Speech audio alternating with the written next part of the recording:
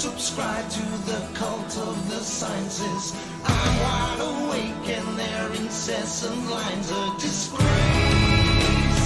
Christ knows.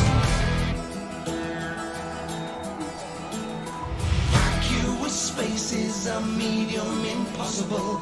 Fantastic claims from the kings of illogical. It's crime. God knows. The sophists perform libel and perjury, word salad surgery. Here comes the storm. We're calling out all of it. Here comes a wave of shit. My lovely now.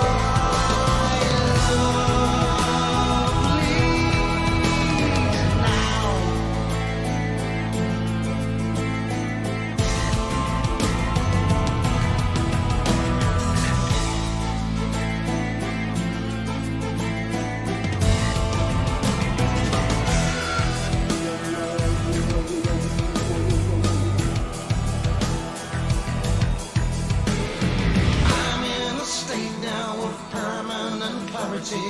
80-odd billion a year's a disparity. It's crime. Christ knows. Space is a joke and we know where the money goes. Tyrants and queens tumble over like dominoes. It's time. God knows. The sophists perform libel and perjury, word salad surgery. Here comes the storm. We're calling out all of it. Here comes a wave of shit.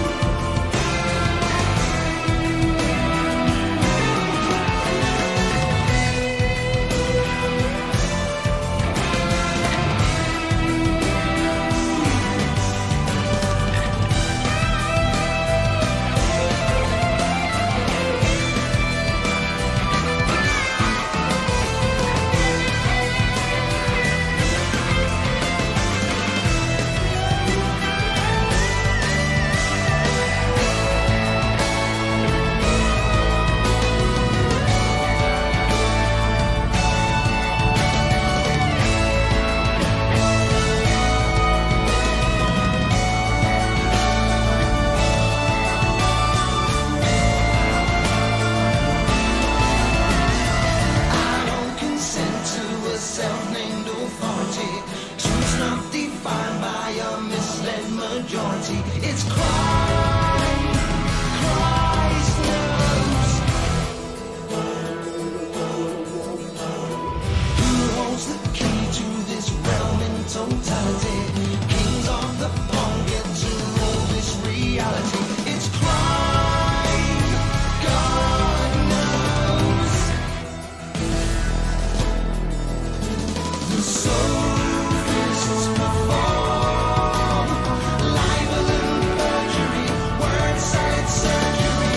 Here comes the storm. We're calling out all of it. Here comes a wave of shit.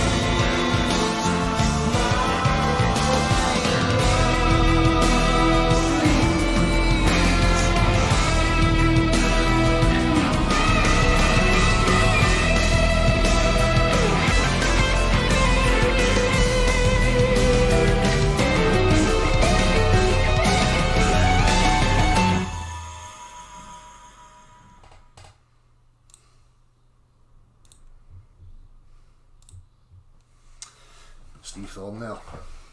Absolutely brilliant.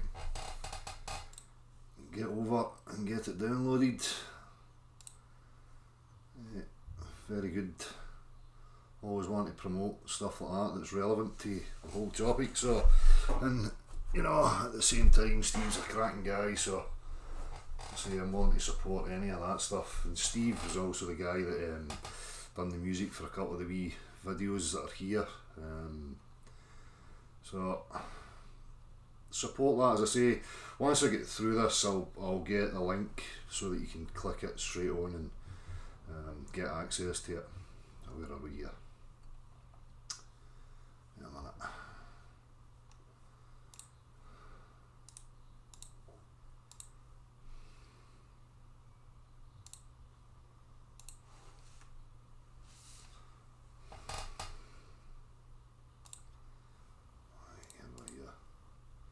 Did you think I was joking? Did you think I was fucking kidding on?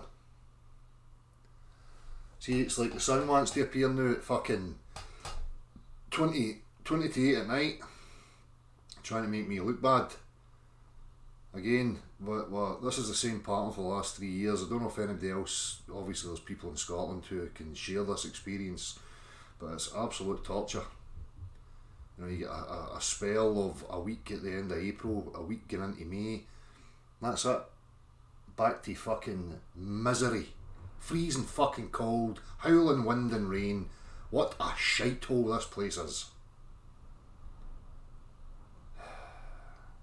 I really am at the end of my tether with it, to be honest with you. I'm you know, bring the waves of globe trolls, bring the waves of fucking derogatory comments, and you know, all that stuff's fucking easy meat, but see, this shite tortures my soul. Honestly. I really am at the end of it. I need to escape from this fucking place, man. Do not, if you're ever thinking about it, do not come and live in Scotland. Do not come and visit it. Boycott it. Because it is a fucking terrible shithole. I have no idea what's going on with this pattern recently. You know, it's like perpetual autumn going into winter. You know, 365 days a year. Although you get a wee reprieve for a day here, a day there. Fire zone. I mean, this is the start of summer. Fucking fire zone.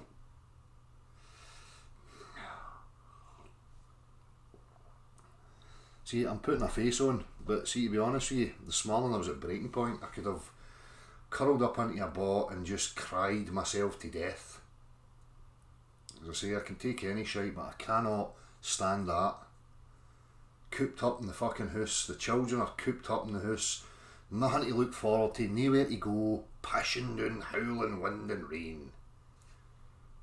We're just not equipped to live in these conditions. I certainly ain't. So, you know, it brings everything else into question for me, like, what am I doing, where am I going? You know, I need to start thinking about these two boys and what I'm going to offer them, because living here under the grey carpet and the fucking damp conditions is just not going to be good for them.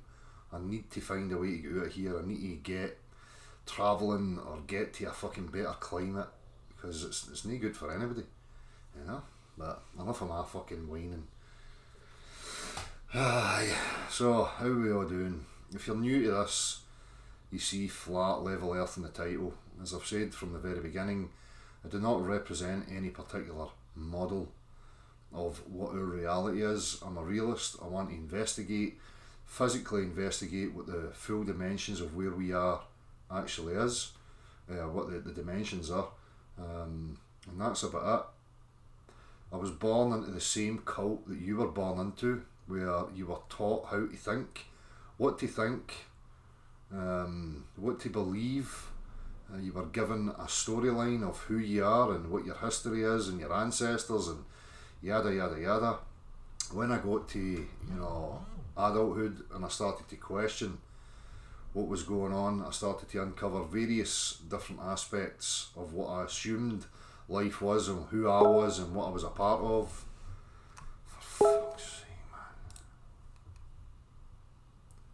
man. Right, no worries, freezing here in the stove zone.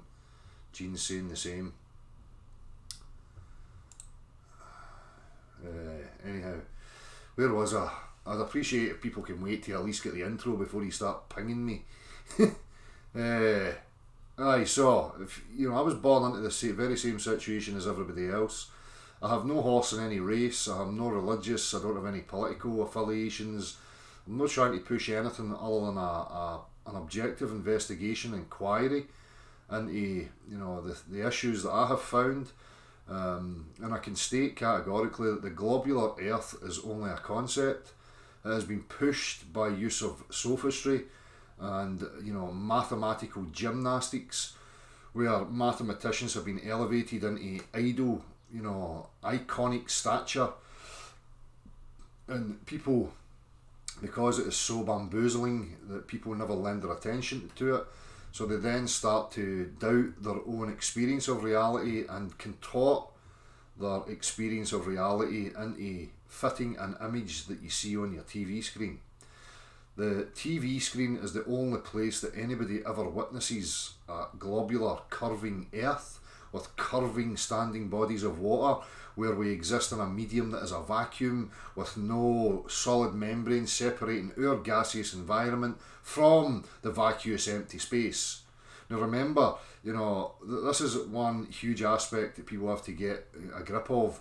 They're telling you you're in an immense, magnificent, massive universe, the majority of which is vacuous empty space, and we are a tiny, tiny speck. But yet we manage to maintain a gaseous environment adjacent to a massive, enormous, infinite vacuum. So, when we ask these questions, we're into the realms of physics, the real sciences, where we look at the natural phenomena, how substance behaves and its interaction with other substances, and we can perform tests. We can put things through what people would call the scientific method. We can share those tests with each other of the actual substances, and we can find out what claims are true and what claims are false. So when you apply these things to the globular earth, you find that it has nothing demonstrable. There are no physical tests. It is an image, as I say, supported by sophistry. The majority of the globular earth plays on, optical phenomena, where they negate and ignore the geometry of vision, where it is hugely relevant and important, because you have to understand that there must be a separation between the two. When we are purely looking at visible phenomena isolated alone, we have to then understand how vision works and how it operates. A wee quick simple example of how we must separate the geometries, and so that you understand, it's very simple. You understand in reality that if you measured the train tracks going off into the distance between the two will remain the same infinitely. As you stand and you look along those train tracks, they appear to converge. That's what we mean when we mention this stuff. There must be a separation of what you see visually and what you move around in 3 dimensions, because the two worlds are totally separate, totally different. So, the globular earth only can play on optical visible phenomena and make assertions, assumptions, presuppositions about, intangible phenomena in the sky. It employs a lot of red herring sophistry, where it constantly gets you to look above you to try and establish the dimensions of what is beneath you. Total joke. Recently I done, a video with a bit of satire in it in regards to the substance that we call water, and made the observation in the natural world of how it behaves, made some predictions on that, done the tests, and lo and behold, it was found to be true what I thought I was perceiving, that water takes the shape of the container, it will flow on a gradient, has no viscosity, it cannot take the shape and form of the exterior of objects. It is what it is. That's what I'm talking about. So when we get claims of a globular earth and bending oceans and rivers and lakes and whatever else, we take that claim, we apply it to testing, we run it through actual testing, and we see if it holds up. The globe utilises pseudoscience. It wants to make claims that cannot be falsified nor demonstrated in any way, shape or form. So when we make, statements or observations about how water behaves, we get idiotic nonsense like, well, we have to remove ourselves from the Earth reference frame because Earth gets in the way. If we could remove ourselves from the Earth reference frame, we could demonstrate that standing bodies of water can bend and have curvature upon the surface. It's no different from me saying to you that I can fly, but I cannot demonstrate to you that I can fly. I can show you a picture, maybe even a video, but I cannot let you scrutinise it through proper testing because Earth gets in the way. We would have to remove ourselves from the Earth reference frame to another reference frame, then I could demonstrate that I can fly. You would not accept that as scientific, you would not accept it in true in any level whatsoever because your attitude would be, show me. Now, that should be the same when you apply it to your assumptive beliefs that you have about where you think you are. You should be sceptical and discerning enough to apply the very same attitude to that. No defend it because you're scared of being wrong and that you want to defend a bias. As I say, I was in the very same boat as you. But I had a determination, a will, a desire to make sure I understood what my reality was and where I was within that reality. That's what real scientific progress and real science is about. Individuals exploring the reality they find themselves in and sharing with others what they find. If we remove ourselves from the practical reference frames, practical references, practical testing, and we enter into the realms of language, we have now removed ourselves from objective exploration and we are now in the realms of subjective language, religion, which is exactly what the globular earth is. A concept extrapolated from navigation, offered to you as a two-dimensional image through your TV screen, and a plethora of sophistry to support it. That's why the majority of people believe it. But when you ask anybody and try and reason with anybody, and I'm talking about real people in reality, no online trolls who have got, ulterior motives and agendas. You ask anybody why they believe that the Earth's a globe, you will find that they have absolutely no real solid reason to believe so, other than that's what they were told, that's what they see in the TV. So make no bones about it, the globular earth is a cult, a religious cult. It disarms you, disorientates you, puts you in a spin psychologically, affirms to you that everything has been discovered, nowhere else to go, no way off. The subliminal message through that whole process is that it's futile to endeavour to explore anything because it's all been discovered. You might as well sit still, take on board some delusions, some distractions, and chase them until the day you die. It's a tool that's been used to stifle human beings psychologically, emotionally, physically. And up until this point it has worked. But for me, I see a sense of panic. The whole game, the whole manipulative game, the way society is structured, for me is centred around keeping you still and never questioning the room that you're within. Everything else is fair game. You can debate religions, you can offer your ideas, you can practice all sorts of crazy spiritual methods and practices. You can pursue almost anything. But as soon as you start to question the very room that you find yourself in, that's when you will see the real resistance. So, I'm always open to engaging in discussions with anybody about this topic. However, I will not entertain trolls, antagonisers. It's a very, very simple process. You do not have to come focusing on me, the man, or any other man.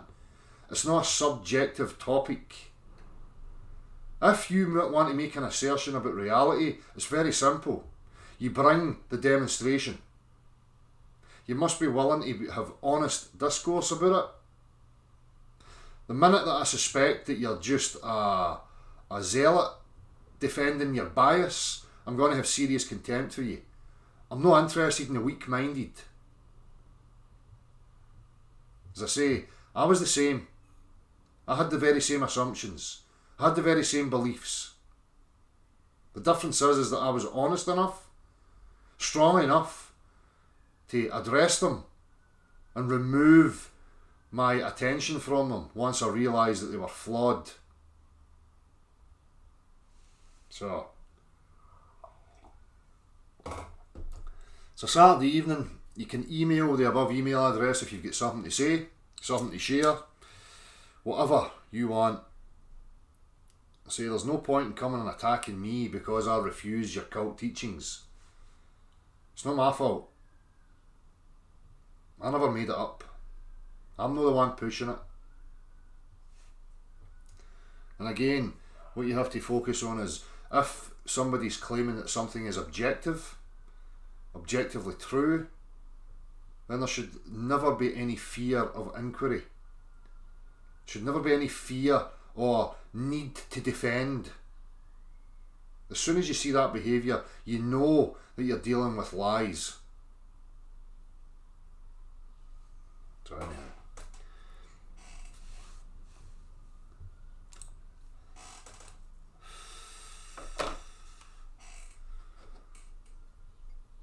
I'm sure there's some globe wizard out there that can come in and explain to me why this fucking shitty weather's happening. I mean, I don't know if anybody remembers, but it was the same last year where it got to the point I was at breaking point again, irate. You know? How are you doing? Bloody Stickler and Motor Guns of Navarro and Husky Warriors. Anders Ace, Tony Dixon, V Thomas, Beyond Belief, Mary Moon, Sandy 123, Mr Teddy Bear, Martin Haley, Daniel McLeish, David Marks, Jacqua, Pro Band of Merry Men, picking a direction and going. You interested? Very well, maybe Jacqua. Anything to escape this shitty fucking weather. As long as you're heading towards the sun, that's fine with me. Tracy Story, Tony T, Stuart Lundy, how you doing? Sammy Shaw, how's it going? FPV Angel. Oh shit, it's fucking jumped. Sorry about that if I've missed you. Mark Kamzari, how you doing? JT the Game, Pied Piper, Stock Jockey, Chris Willis, David Anderson, Nikon FX, Bill, Boris Chops, Andrew Calvier. Sorry Andrew, I meant to shout out congratulations to you and your partner. I forgot about that a couple of weeks ago. I think I mentioned it to you in a comment, but hope you are well. P900 Cool Pics, Keith Anthony, Irish Wolfhound, Moon Landings Denier Space is Fake, Tanya, how you doing? KR7, V Thomas, the Q Researcher, whatever. To be honest with you, I can't really be bothered with it. Whatever's going to happen is going to happen. So I'm not an experiencer of the Q or any of these political dipshits. So it's out with my experience. It's pointless me fucking wasting my energy trying to figure out who's who and what's going on, to be honest. I mean at the end of the day, I'm pretty sure everybody deep down would love some ideal utopia where the evil was outed. All the fucking scumbags were outed and we had a proper infrastructure and a proper support for the infrastructure that focused purely on the objective and making life better for everybody. I mean, it'd be fucking great. Fucking wonderful. I'm all for that.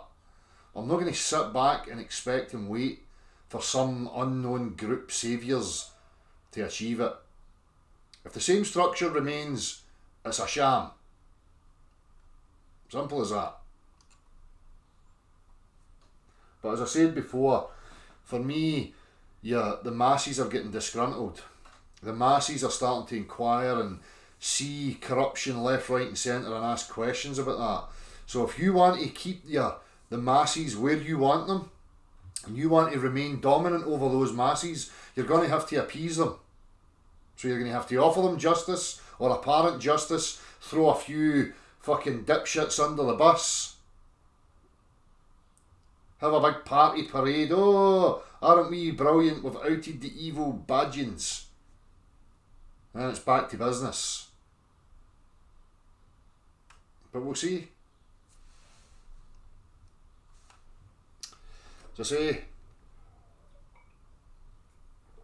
people are entitled to their opinions. My opinion, based on what I've experienced and what I see, is that the whole fucking game of manipulation is to make sure you do not question the fucking room. To make sure that we do not stand up with an attitude of I want to explore this place. There could be many, many reasons for that I'm not going to get into speculating on right now.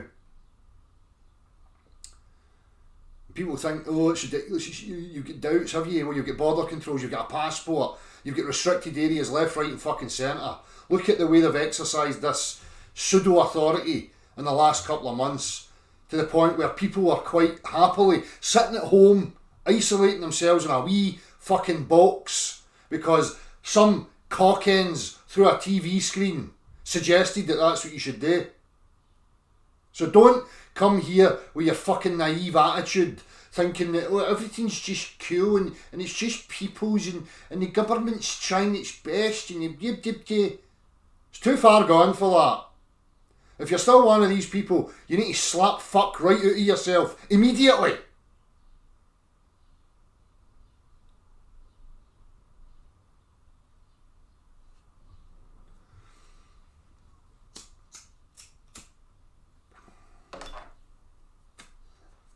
This is what's been ingrained in people from a very young age.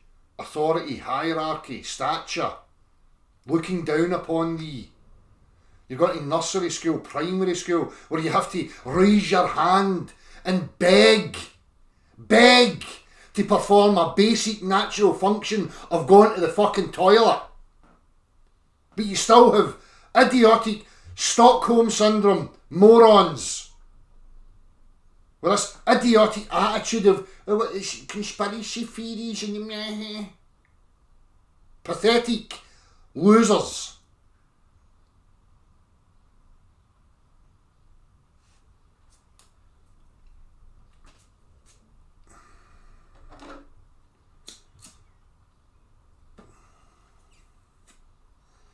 You're right, Tanya. The walls need to come fucking crumbling down, and hopefully right on top of these dipshits. I'm for it. There's a real fucking aggressive, fuck you and me that would fucking quite happily tear this fucking place apart.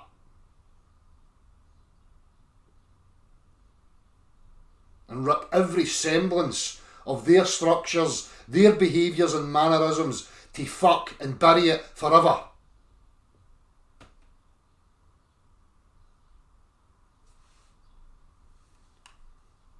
It's no the Masons, it's no the Jews, it's no the this, that or the other group.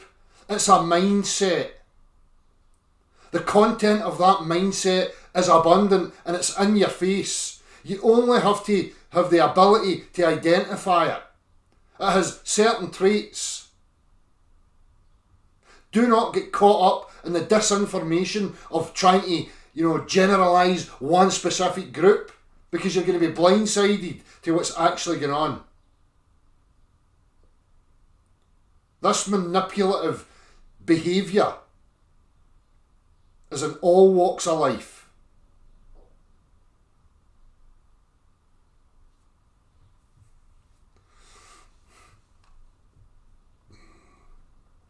That's another thing Ingested Red that really pisses me off. That shows you how far gone people are.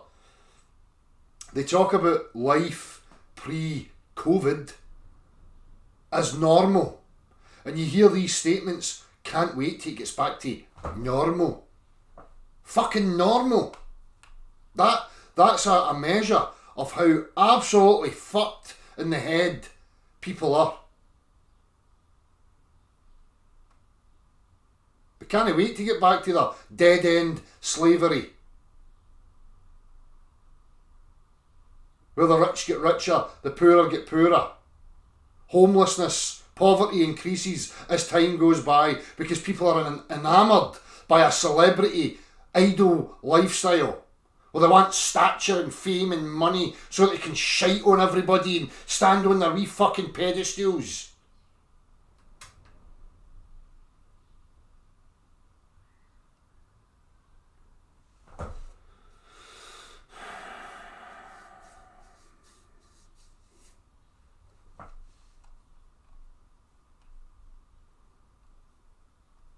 To say, I am no Messiah, I don't have a Messiah complex. My attitude is not to save everybody and fix the world. Because personally, I don't think it can be fixed. You'd have to define what fixed means. But it doesn't take a genius. A simple bit of reasoning, logic, rationale, to understand what it means to be a human being and what we actually require as a base necessity. And if we're going to live in societies and structures of the like, then it would be very, very easy and simple to implement these things so that nobody goes without.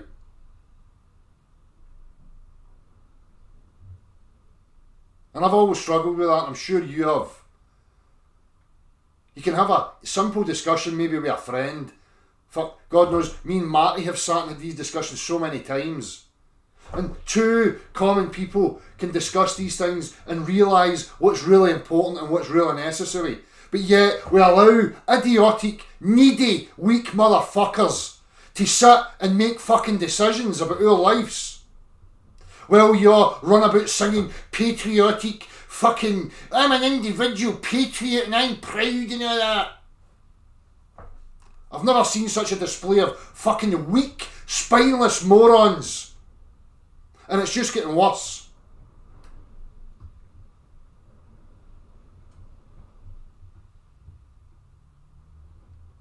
And then people get distracted. Oh, well, if I run for this political campaign, then I can make a difference and I can shut it. Fuck off. This is the problem. Groups of insecure fucktards with messiah complexes thinking that it's their position to try and impose some sort of system over the whole. That's no natural living. That's man-made idiocy. People have no fucking clue what natural living is. They think it's a survival programme on the TV.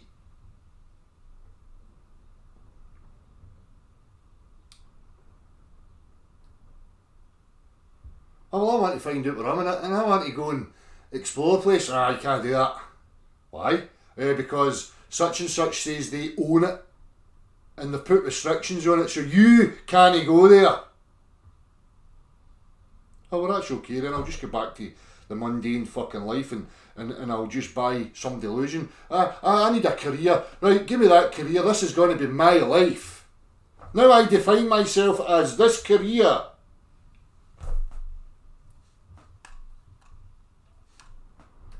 The magical kingdom of life and reality, pure magic, and you think that your wee idiotic pursuit of a fucking career is somehow relevant. And you're going to shit on anybody to get it. Fucking wonderful. Brilliant. Superior intellect. Oh, how fucking evolved we are.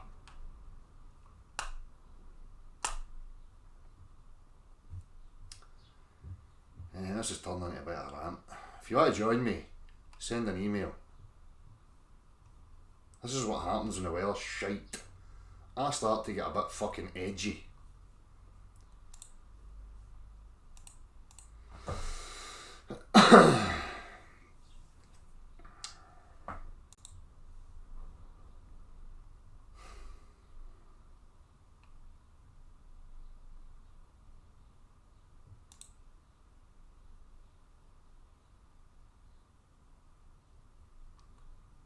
Right, Charlie London, I'll check that out. I'm not going to watch it right now, obviously. I'll open it up so that I remember.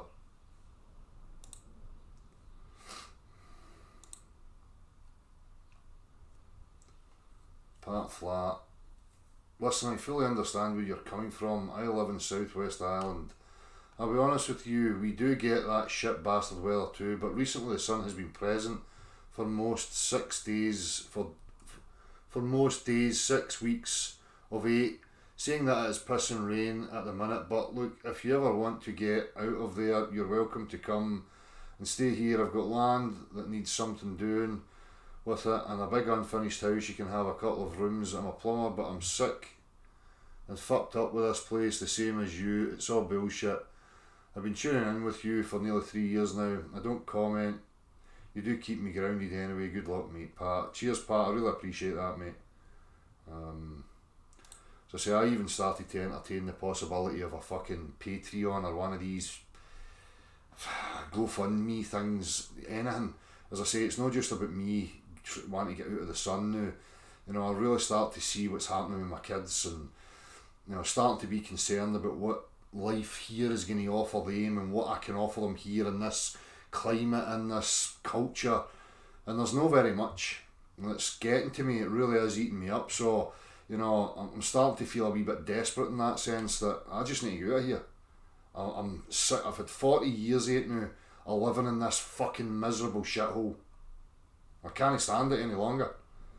The culture's shite, the people are fucking depressing, the weather's depressing.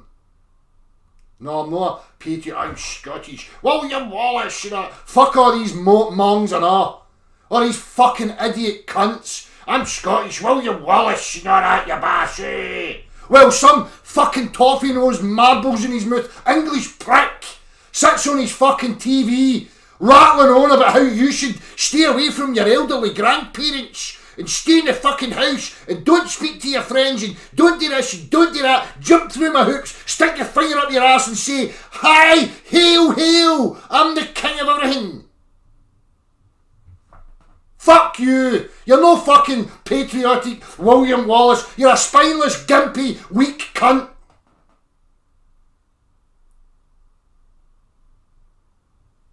So fuck Scottish patriotism. Place is a shithole. In this fucking situation, every motherfucker would sell his granny to get out and get ahead.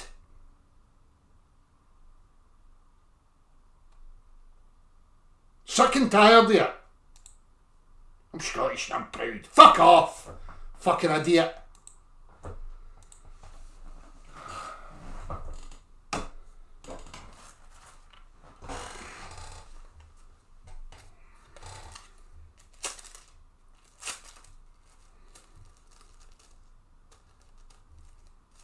Wish I could just get up and go, I'm fucking restricted.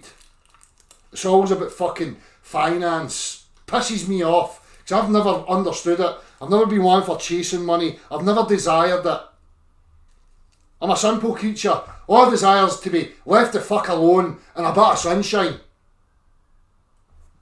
But no, that's too fucking much. Well, you can't come to this country unless you've got 30 grand. You can't come to this country unless you've got a fucking sponsor. You can't go here, there or anywhere unless you've got a fucking passport and paperwork and fucking...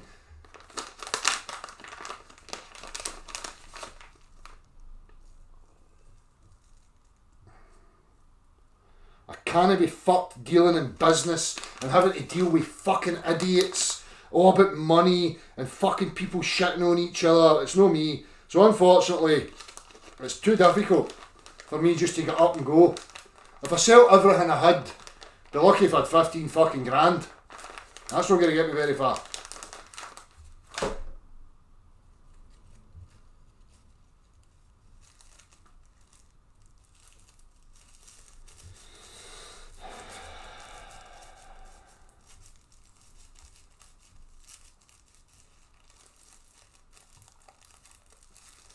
All that patriotism stuff, people seem to get to live all that shite out through movies and TV.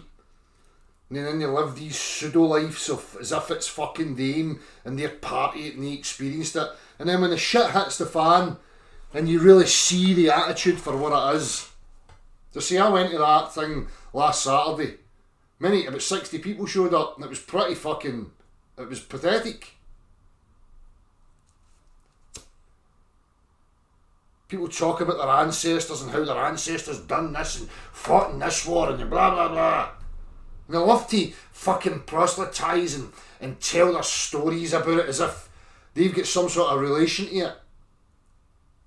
These people who probably thought they were fighting for your freedom would kick you right in the fucking stones for being a gullible, naive moron.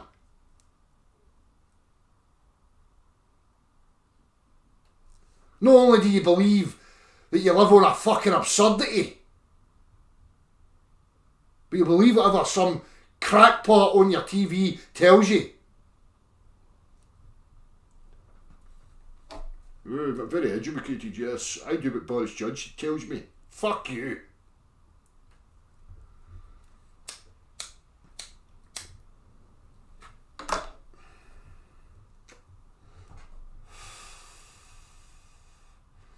I mean, if I sell everything, Helen DeGenerates, if I sold everything I had, I think that's pretty pathetic.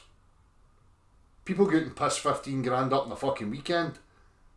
There's probably somebody went out this afternoon and spent 15 grand on a new fucking toilet pan.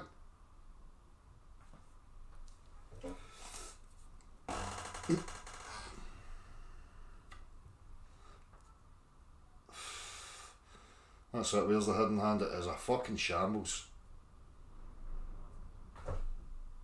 I'd love to Spanish chicken. Somewhere like Portugal, southern Greece, anywhere down that region would fucking suit me dandy.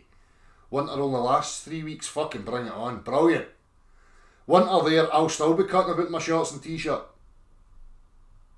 So say it's summer here, the start of summer in the fire zone, jumper zone. I mean, when I was a child here, you had distinct seasons. It used to get to the point at the end of summer I was actually looking forward to the cool breeze.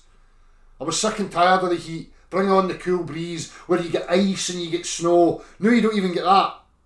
It's just autumn all the fucking time. Everybody wonders about, oh, it's the Scottish weather. Ho, ho, ho, ho. I just want to bitch slap them if you fucking pillar to post. It's like their memory's not there.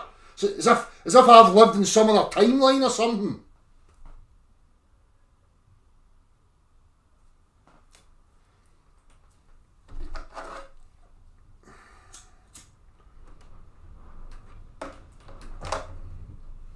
Shed Rage believes in chemtrails and 5G. No, Hugh Janus, I'm sick of you wee wanks misrepresenting me. You're nothing but a fucking liar. Okay, now fuck off. Every one of these cunts have got to misrepresent you to try and make what you stand for weaker because they're spineless and they're part of a fucking idiotic religious cult that's crumbling right in front of us. They can't deal with it, so they've got to come and attack strawman gibberish and misrepresent you left, right and fucking centre. Because they're scared. Scared, snivelling little fucking rodents, scurrying about and all the shite, all the piss and shite scurrying about and I want to protect my shite and piss. Fuck off. Can stamp on you, squish you like the fucking rodent and pest that you actually are.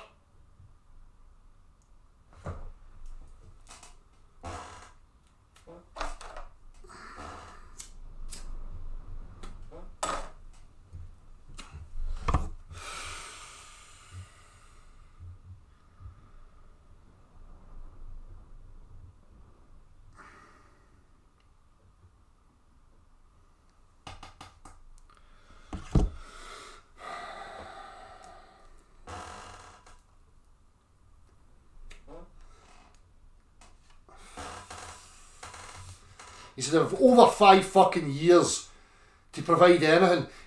The Globe cult don't even have a representative that's got the ability to have a reasonable discussion.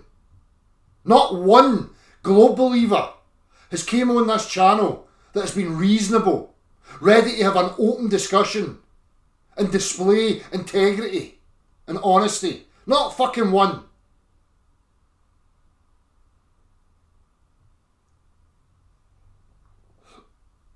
But yeah, they want to come here shitting all their verbal diarrhea all over us.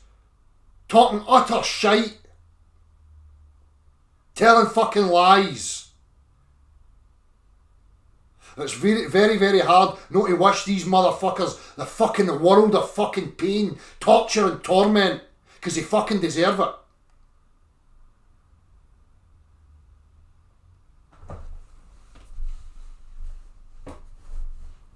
People like me appeared here on this scene with honesty, ready to have that discussion. And from the very beginning, all I've had is liars. People willing to misrepresent, make propaganda, hit pieces on you, focusing on you, the man, constantly trying to tear strips. Sow faulty seeds of perception in other people's minds. Devious, scummy, little fucking rodents is what they are.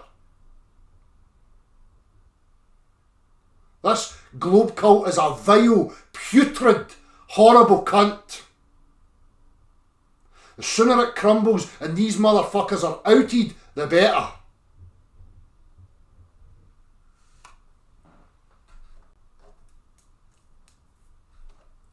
I've always had a contempt and a distaste for this fucking place, and it's not getting any weaker. It's not getting any weaker. You know why? Because the more the years go on, it's becoming ever more apparent what's actually going on here.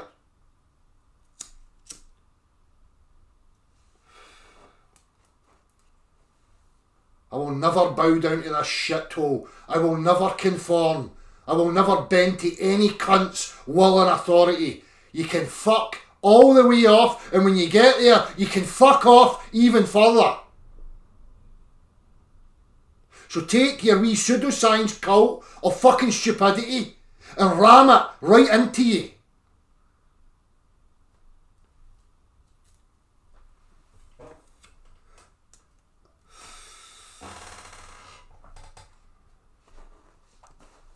Same problems I've always had a bother with all this apathy. Oh, but just be nice to them, just see. Fuck that! Draw a fucking line in the sand. This is again, this stupidity in people that they don't think there's an actual war happening here. It's not a war that you sit and watch on your telly, black and white people in muddy fields with guns.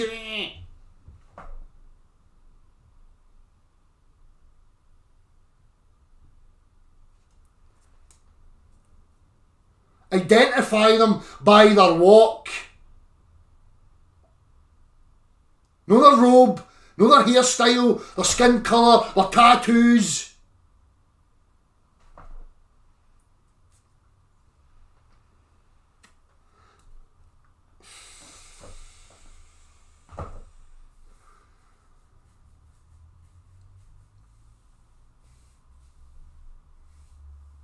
I'll never monetise the Tat channel, Sammy Shaw. That's, you know, at this breaking point, that's not what I'm thinking. I will never monetise this channel. Never. You know? I don't even want to ask anybody for anything. But as I say, I'm getting to that point of desperation now. You know? Where I find myself thinking ideas. Well, for somebody out there that's got a lot of money, fucking put it some in my direction. I'll put it to use. I'll become even merrier fucking pest.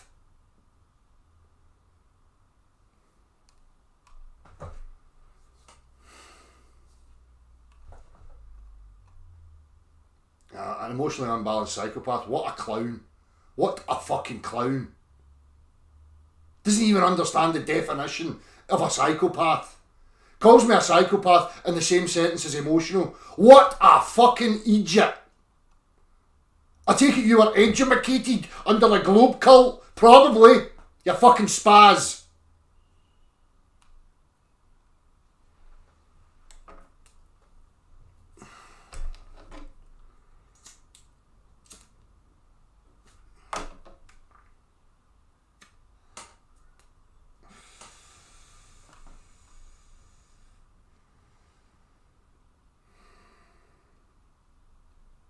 See, down in England, this is the thing. Couple of 100 miles down the road, it's fucking scorching. 27 degrees. Blue fucking skies.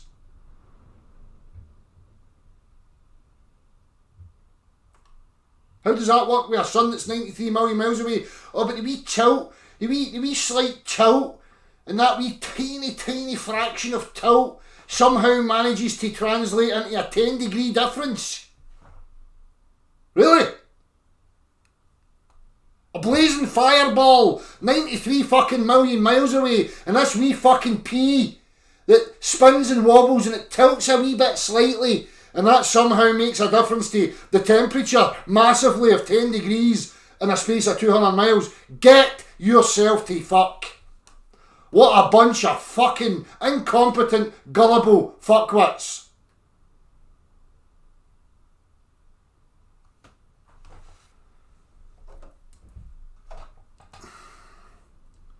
She wear the sun at 93 million miles away. She wear the light comes in and it's refracted and bends, and that means it's cold here all the time or stuff for some reasons or whatever.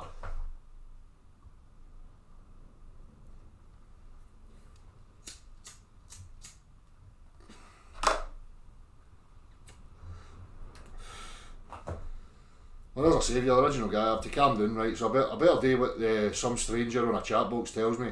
Right, I'm calm now. Would you like me to start like this? It's all fine. It's all good. Don't listen to the big scary man in the shed ranting and raving like a lunatic, because it's all love and light and roses and if you just remain calm and unaffected by anything, then it's all good. Change happens when you do fuck all about it and sit down apathetically with your finger up your arse playing PlayStations all day, eating your mammy's short cross buns and sniffing your granny's underpants. If you remain calm at all times, it means that you're alright. Even if you're a raping, murdering moron, as long as you have a calm demeanour and you're charismatic, it means it's okay. It means you're acceptable, right? You know, I mean, go and ask Ted Bundy. Ted Bundy was charismatic and passive and happy-go-lucky, and that means he was a good guy. You should listen to Ted Bundy. Never mind the fact that he murdered and shagged dead women's. Never mind any of that. No. He was calm and you know, never offending anybody or any of that stuff. You know, so I mean, I should listen to the original guy because that's the way to do it, apparently. So from now on, I'm going to be timid. I'm going to be passive. I'm going to be weak. And that means that my subscribers and my viewers should go right up, because now I'm more appealing to the masses, which means I tell the truth. Just because my demeanour's such, it means that I'm truthful or something, according to certain peoples.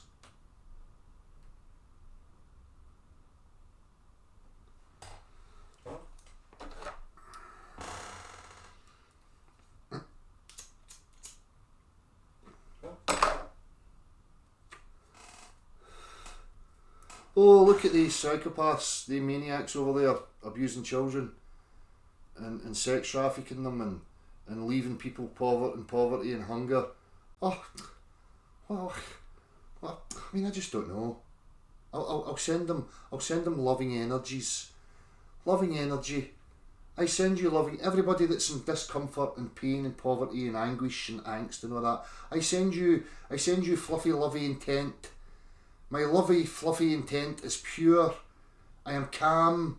I'm zen. I'm at one with it all. So send me your letters and your emails, because I want to know that your poverty and the rapings have stopped, just because I was passive and I was a nice, calm person and I said lovely messages. We are all one. I love you. You love me. There's no such thing as conspiracies. There's no such thing as bad people. It's all just nonsense. If you change your attitude internally and don't think about negative things, it means that the kiddie raping and murdering and all that stuff will stop. Right? So get practicing, people. Stop listening to me. Go and listen to Fluffy Loves. Send out good vibrations. Happy thoughts, happy thoughts, happy thoughts. Because the universe is listening. The universe is like a big catalogue. And all you have to do is align yourself with the right attitude, the right energies. Don't know what energy is, but we'll say energies anyway, because it sounds good. It's nice buzzwords and phrases that makes you all fluffy and self-righteous and all that. So send your lovey, fluffy, duffy energies and write it down in wee bits of paper, make wee sigils and say your prayers and burn it and all that. And all the starving childrens and all the buggered childrens of the world will all be forgiven, it'll all be forgotten. Nobody's bums will be getting shagged and nobody will be getting murdered and oppressed and any of that stuff, because as long as you don't get angry, just don't get angry and it'll all go away.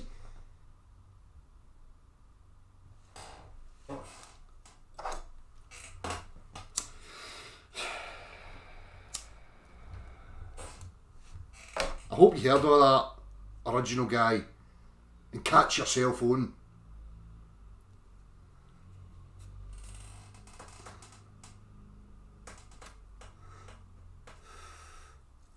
I remember all that bullshit years ago. The secret.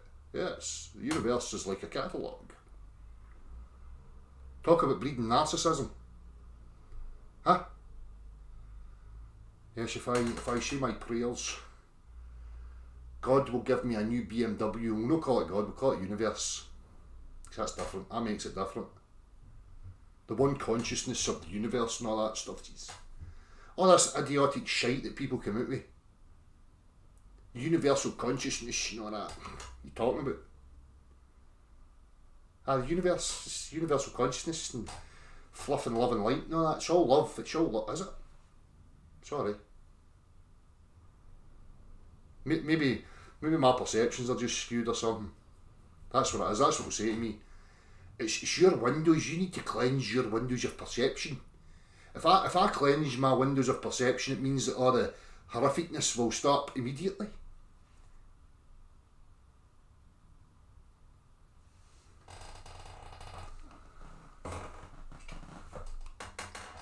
Aye. Fucking can imagine, Gleam. A way to fucking sit in a forest, eating plants, talking to the fucking universe or whatever the fuck they imagine, feeling all brilliant about themselves. Nothing changed.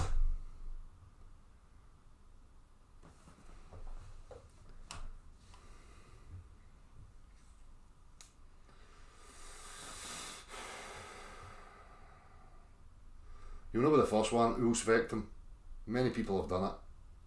People like to take things out of context, as I say. It's part of the propaganda, misrepresentation. So,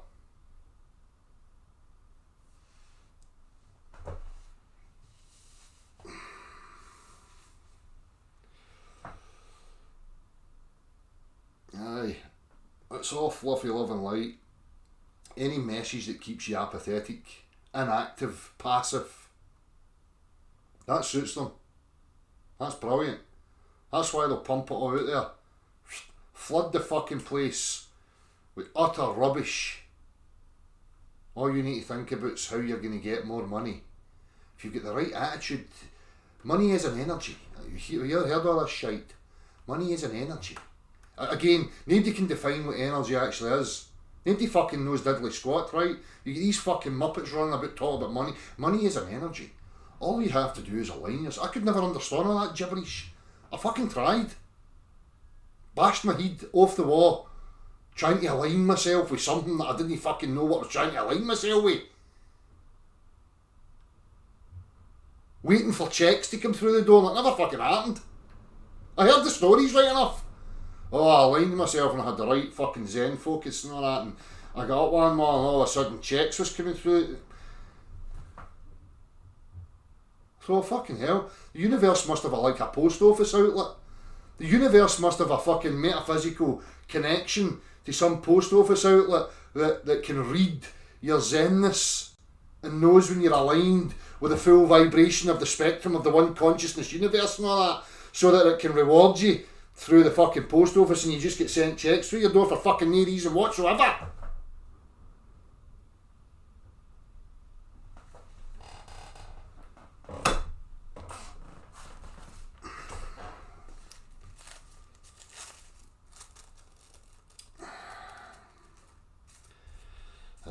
rules. Here we go. Mere fucking lies. It's mental illness, it's mental illness. You believe you're on an absurdity. Moving in all different directions. Right? Flying through an absurdity. And you think you're rational and sane. Well, probably at the same time you think you came from fucking nothing. Right? But you're going to come here as a believer of coming from nothing, no rhyme or reason. You're going to come here and try and exercise your reason and logic and rationale and all that. I see your sort coming a fucking mile off. You're no clever. You're a pseudo-intellect. Okay? Living in a faulty delusional paradigm in your own little idiotic world, in your skull. And you're threatened by anything that you don't understand. So you just throw stones at it. I don't understand, so I'm going to beat it to death. Eh?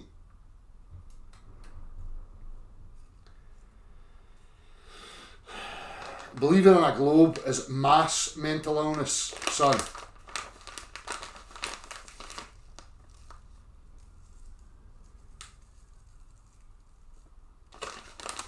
It's a symptom of how disconnected human beings are from their own centre. There I go, using new age words. Centre. Your own centre.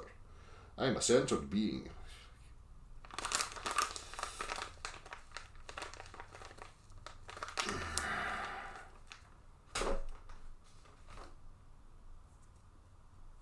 Exactly, Jacques. All these people, this is the danger of these people. They think that they're in proper touch with reality. They think they're properly grounded and they've got a grasp on what they're a part of here. Because they must think that, where they think they've got the right to pass judgment on everybody else.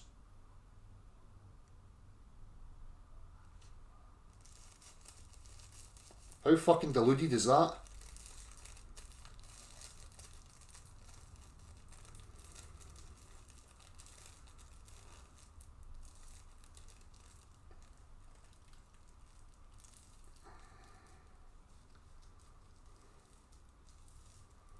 Certainly is blue pilling and chilling. It certainly is. You'd think it would be a wake up call for people to start going, wait a minute, something's not right here, what's going on? Why have I got people trying to tell me where I can and can't go? To say all this preparation of the structure from childhood that's been going on for generations, through schooling, education, through your mainstream media, it's been instilling this air of authority in you, and that you've to bow to it whenever it clicks its fucking fingers. And it's so encroaching now, as I say, that people are actually abandoning their loved ones, their elderly loved ones, isolating them from each other, telling you can't go to the park, you can't go and visit your neighbour, you can't do this, you can't do that. That's like being in school. You're in detention. Sit at the desk at the front of the class. You're not allowed to speak to anybody.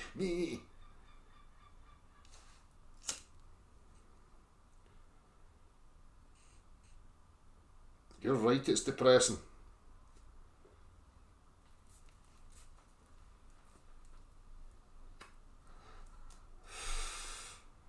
You sure about that? The only thing they're not telling you is how to dress? Well, I beg to differ, the Captain, because apparently, if you speak calmly, like James fucking Bond, and you wear a suit and a tie, that means you're sophisticated, you're balanced, you're a well-to-do, you're a gentleman, and all that stuffs. All that stuff has been done subtle as well. All that's subliminal. They utilise these things continually through the TV. The mannerisms in which they present themselves, how they dress, what their body posture is. These things are practiced, they're understood, because there's norms being offered to you that you're being told. You've built associations to certain character types that portray intelligence, character types that imply nurture, character types that portray, authority, blah, blah, blah, blah. And people have got these associations with these images in their mind, so that you only need to put the right posture on, the right dress, and have the right mannerisms, and you can affect people, because that's what they've been trained to accept. I realised this a few years ago, how far the authority was encroaching. It go to the point, and it's still the same. If you put a high-vis vest on, just a high-vis vest, and approach people with an air of authority, they'll bow down. The majority, 95% of people, will react, because in their mind there's an association with the high-vis yellow vest. You've been trained from birth, and this has been happening for generations.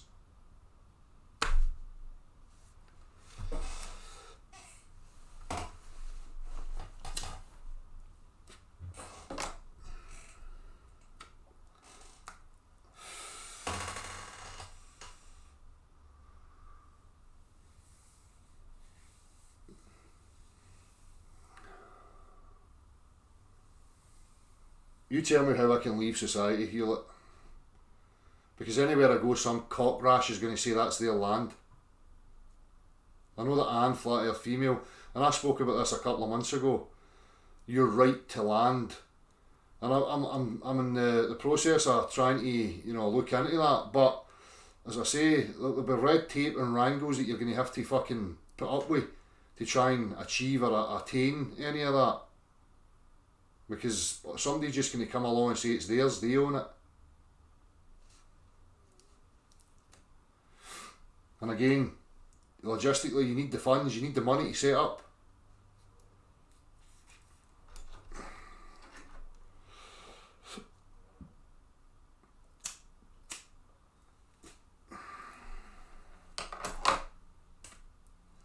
I know there's ways that I can claim land run about this neck of the woods. You're not listening to what I'm saying. There is loopholes, there's ways that you can achieve it, but it's what you're going to have to put up with in order to get it. As I say, I just don't have the network, the money to achieve any of that right now. As I say, I certainly don't want to do it here in this climate. When I look at this place as a human being and how we're equipped, we don't have fucking fur. You're not born with clothes, right?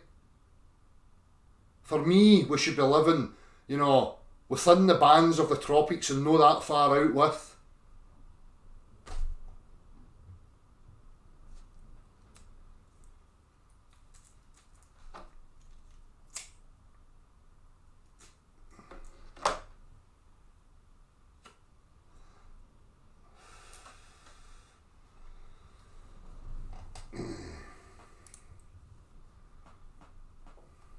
But it's different. If I was just myself, then obviously I'd be off. But when you've got young children, it's not just as easy as that. You've got so many factors that you need to consider. Everybody's it's very easy just to offer up an ideal thought. As I say, you have to process the actual reality of your situation and who else is involved in it.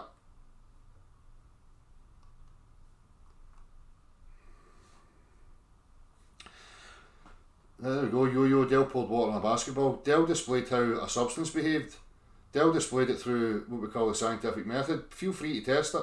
Feel free to offer me your demonstrations that refute what I found. Because what I found is that water doesn't behave the way the globe zealots wish that it would behave. Sorry.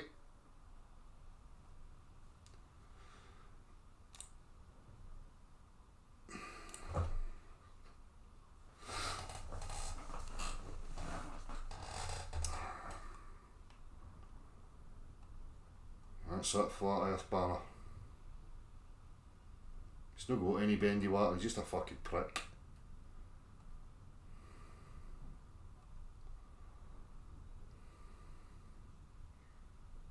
Right.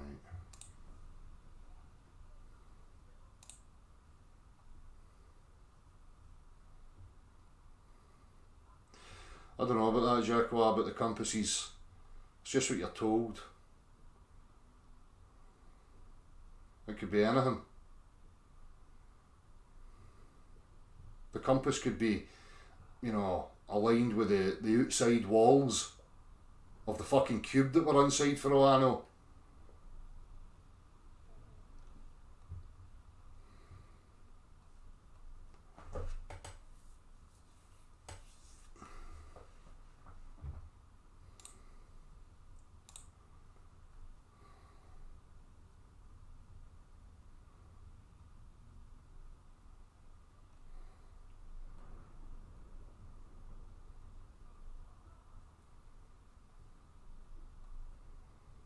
Here's John Rhinebeck.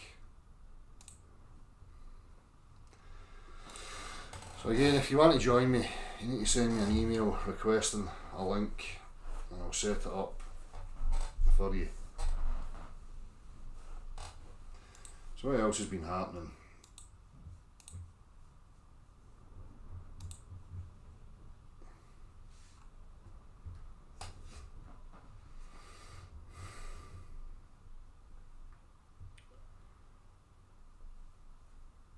Exactly, Lisa. Apparently so, Mr. Teddy Bear. Because these morons have got sophisticated language, they think that trumps practical references. They think that trumps natural observation. It's bizarre. This is what I'm saying about this globe cult. They think that science is language. Well, don't get me wrong, there is a science to applying language. Right, you can use that word there. Well, there's a science, you can call a science to everything. As I've said before, you could ascribe that there's a science to how you pick your nose. You know, how long you grow the nail, how, you know, whatever.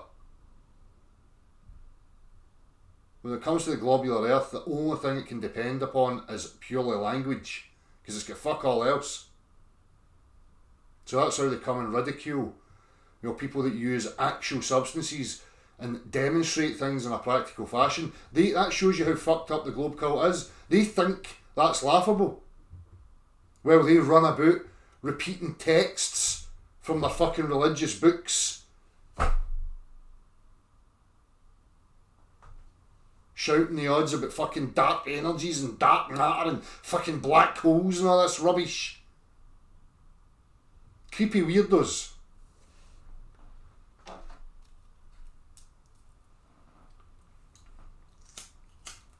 We talk about mental illness, yet they run about like fucking schizos. We have this and we have done that and we have... I think there's a fucking multitude of personalities going on inside them.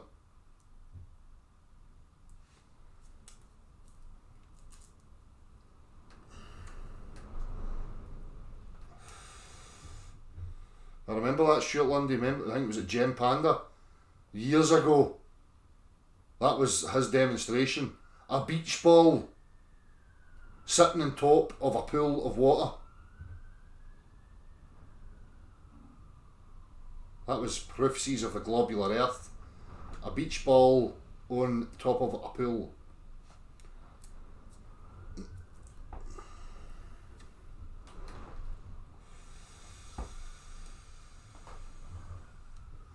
Virtual particles as well, Magumba. Fucking incredible. These are superior intellects though.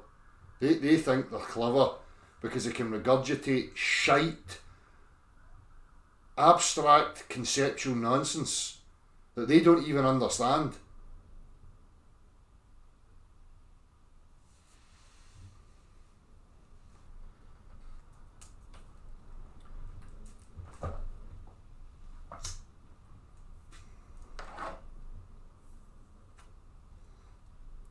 That's it, exactly, Andrew. You know, we have the objective reality, we have practical references, and then these dipshits come along and ascribe a language to it, a descriptor, an explanation of what they think is happening, and they think that is superior to the actual physicality. They've got it all wrong. The physicality is superior to any man's language, far superior.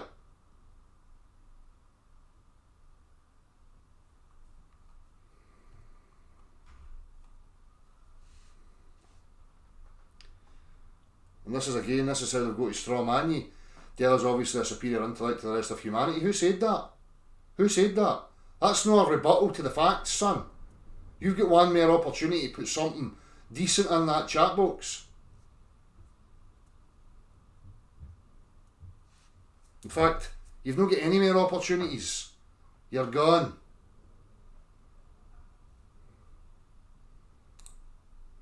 See you later, liar. Misrepresenters, liars will be removed immediately from now on.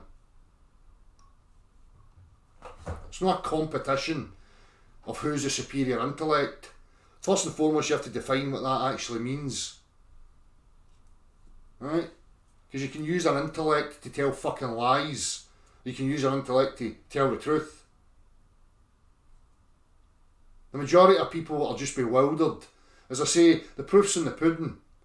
I go to universities, the places of academia, the superior minds, and I ask them, do they believe that they live on an oblate spheroid?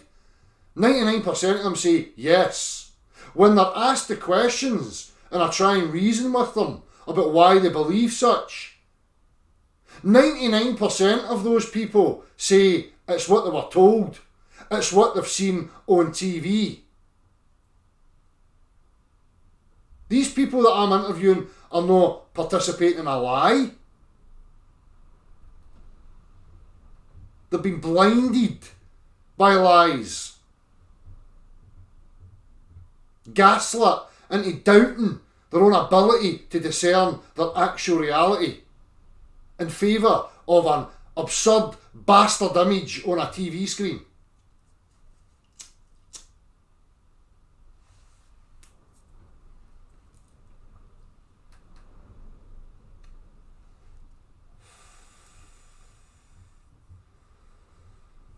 Farmer Palmer's saying it's a cult of 7.5 billion people because he spoke to them all. He knows what 7.5 billion people think. Brilliant.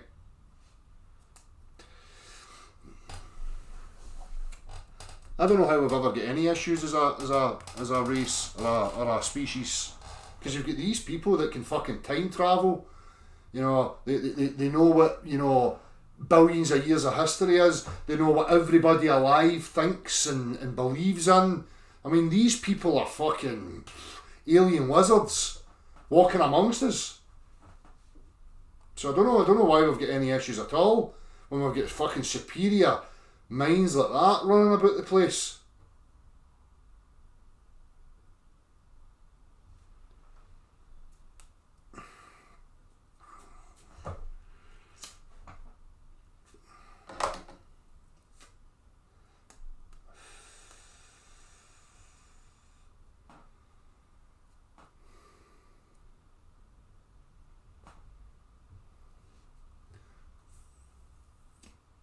You know, the body of science says. The body of science says that the universe is made up of fucking 90% dark energies and dark matters. The body of science says that the black hole behind Uranus is going to implode, and that in the dark black hole nothing escapes. Somebody's been listening to bedtime stories.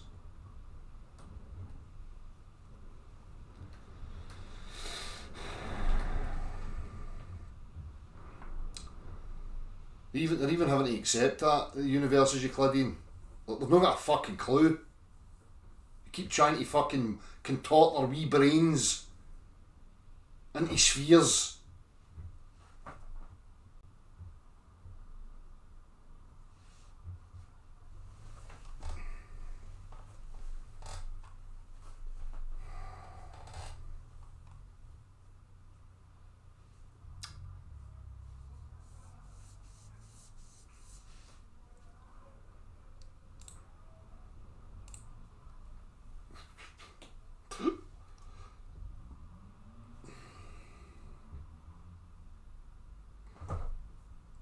Exactly, so I think they're inspecting each other's Uranuses.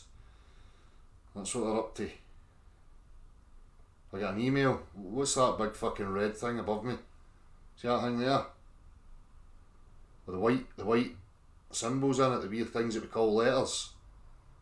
See if you just copy that into your wee keyboard and hit send.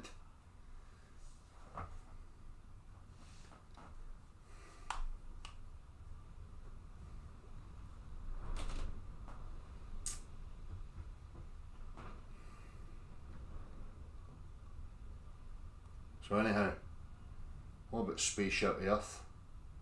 Where's Spaceship Earth going? Huh? I think we're sitting on the top of a big rocket that might well be fucking shooting through a void. I don't know if it's got a destination though. Oh, DLC's Earth's a spaceship. Nah.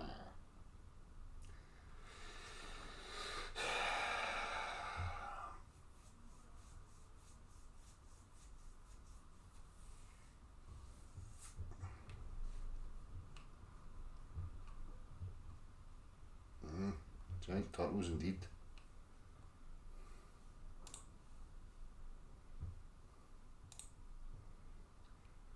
Something to check out when I have a minute. It'll not be right now, Kevin. There's a conversation with the King of UK. Okey-doke. Check that out.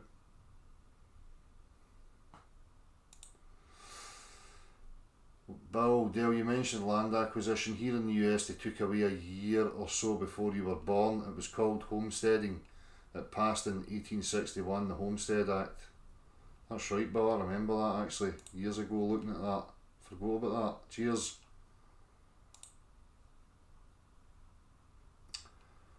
Another try for a link to the live. Thomas Rogers. Okie dokie. Thomas.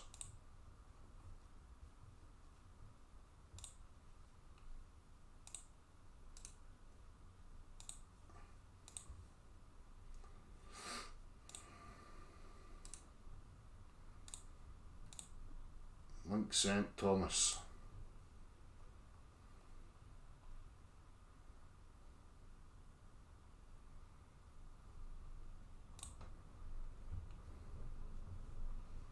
Andrew Calvert, cheers mate, same to you bud.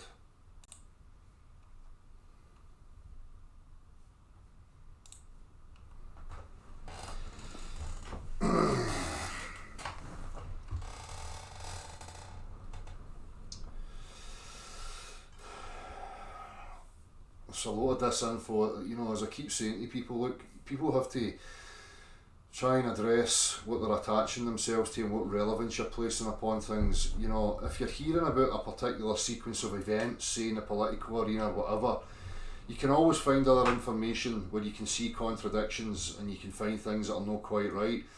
But at the end of the day, you know, you have to be removed continually, because if it's out with your experience, it's always second-hand information. And you have to ask the questions about why you're placing your attention on these things and burning your energy on them. Right? I can't stress this enough to people. You know, what's relevant to you and your experience right now, that's where your focus has to be. The only thing you can know for sure and have an understanding of is your experience. So very well taking a bit of information that may make sense to you or whatever, but see, unless you can then follow that through with a real life experience of whatever it is you're paying attention to, it's fucking useless to you. This is why they pushed TV and the news. Right? Because they know that it's just a waste of your fucking time. Putting your attention to situations and people and events that are so far removed for you. And you're scrambling about, trying to get a semblance of knowing or understanding about what's actually going on. That's never going to be the case. I know people don't like that, but that's just the fucking facts.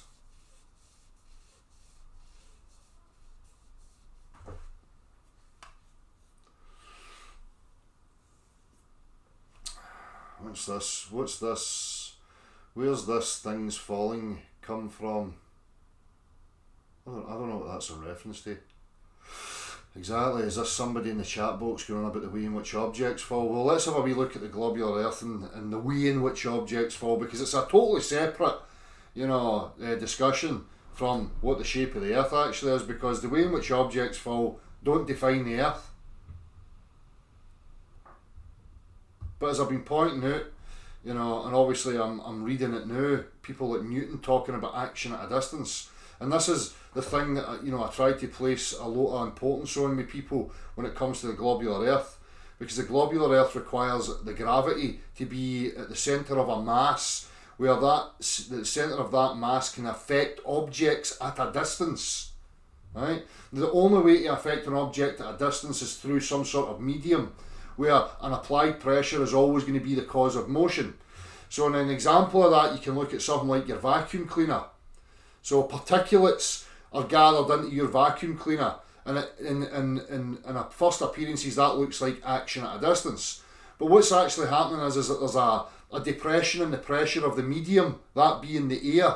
So when that spin of your vacuum starts up, it creates a lower pressure within that region. The higher pressure surrounding rushes into that medium, that lower pressure area, and presses on particulates that are within that vicinity and carries them into the chamber.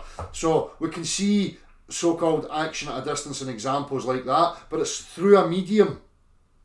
Right? We understand that. But the globe, we're talking about a vacuum where there is no medium between objects, and somehow this object can affect this object and make it come closer to it without any medium between, without any attachments to it or an attachment to the back pressing on it. And it's referred to as action at a distance. Now, even Newton is mentioned as saying how absurd and preposterous that actually is. The reason being is because anybody with any discernment that applies themselves to understanding reality would come to the very same conclusion. Action at a distance is for fucking inbred, idiotic mongs. People that live in fantasy land and watch fucking Star Trek all day. Actual reality requires pressure variance in order to achieve motion. So in the case of the medium of air, you remove pressure to create a lower pressure region and you get an influx of high pressure air. And something will be true with magnetism. Again, deducing from every other practical example, because this is what the globular earth people always come to. Oh, but what about magnets? What about magnets? I don't know why they don't say vacuum cleaners. Because the very same principles could be applied to magnetism. There's a depression of a certain region of some kind, and the higher pressure or whatever moves into that area. And we experience that effect as action at a distance. So how again is it that you can have an earth and an object in a vacuum or out with the earth, and this can make this go towards it without some sort of mediation happening between the two of them? Answer is, you can't. It's pseudoscience. Absolutely preposterous, absurd gibberish. Then you look at the equivalence principle of Einstein, where he points out that in a uniform gravitational field would be, you would never tell the difference between being in a uniform gravitational field to being in something that was moving. In those two examples, one of them is demonstrable. The other one is pseudoscientific jargon.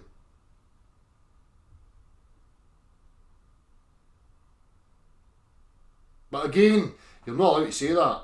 There's these mantras that you hear when you arrive at this scene. The Earth's immovable, stationary, flat Earth. How did anybody establish any of that? Because I tell you what, something's fucking moving. The two options that you've got is that there's something that we don't know and understand yet that's flowing from the top down. or the earth is in uniform motion. Action at a distance. Fuck off. Magic.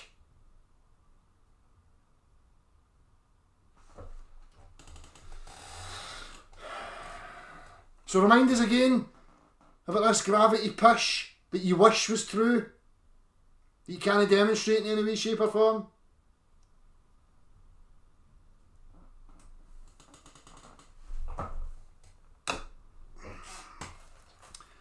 Oh no, he's smoking again. Oh, Dale, you better no smoke, because the Tinterweb gurus said so. The Tinterweb gurus are annoyed at you.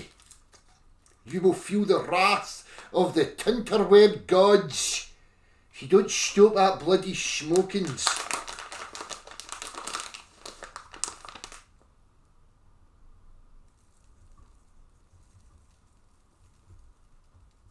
So as I say, when you look at Einstein's equivalence principle and it talks about a uniform gravitational field, that's what you've got to imagine. You've got to imagine that you're surrounded by something, and because mass and matter is within it, it somehow warps it all and it makes it all flow to the central point of the mass. This stuff, whatever it is.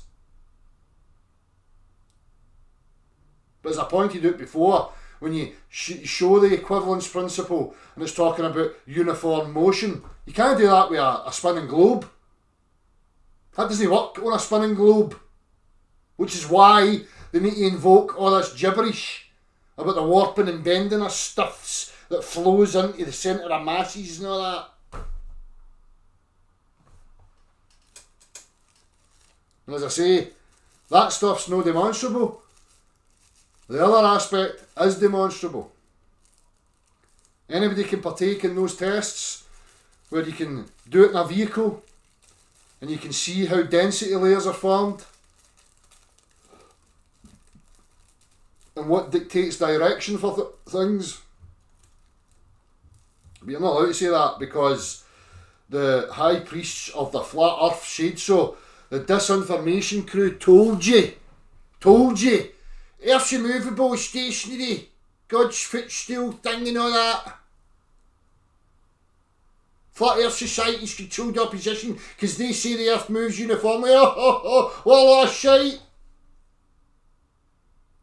As I've highlighted before, you've just came from a belief, right, of pseudoscience that's telling you you're on an absurdity, spinning, gyrating, zipping around the fucking sun, while the sun's fucking charging on at 500,000 miles an hour all over the fucking place. But uniform motion, which is what we can test and observe, things want to keep going in straight lines unless acted upon by an external source and all that. Oh, forget that now. Forget that. Nah. Not allowed to invoke any of that now. No way. Get fucked. Stop listening to that disinfo pish and start thinking for yourself. You don't need to believe me. You can go through the process of discernment and asking the questions yourself and see where you arrive. If you arrive somewhere that you can demonstrate something to me, fine. But I guarantee you, if you do the proper process, you'll arrive at the exact same place as me.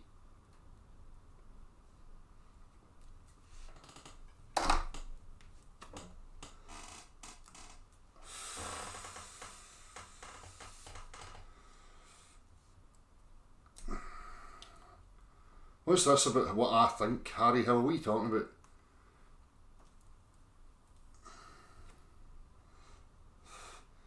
Harry Hill says that you can take a photograph and because you can verify it, that means that you can go to a website that says that's a real... It's like me producing a photograph of a Loch Ness Monster and then creating a website that you can go to that website and verify whether that's a real photograph. And on my website I'm going to say, of course it's a real photograph.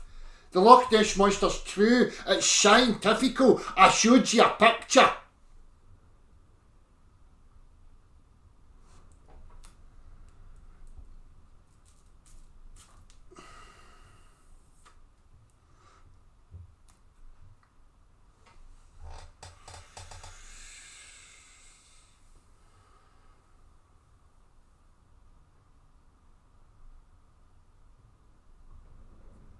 see this, the Earth moving up, it would only be relative to us within it.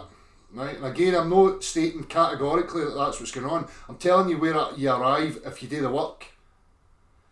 Now, that constant motion, the helicopter has to overcome it. That's why you need constant thrust, constant power applied, so that you can maintain a set distance between you and it.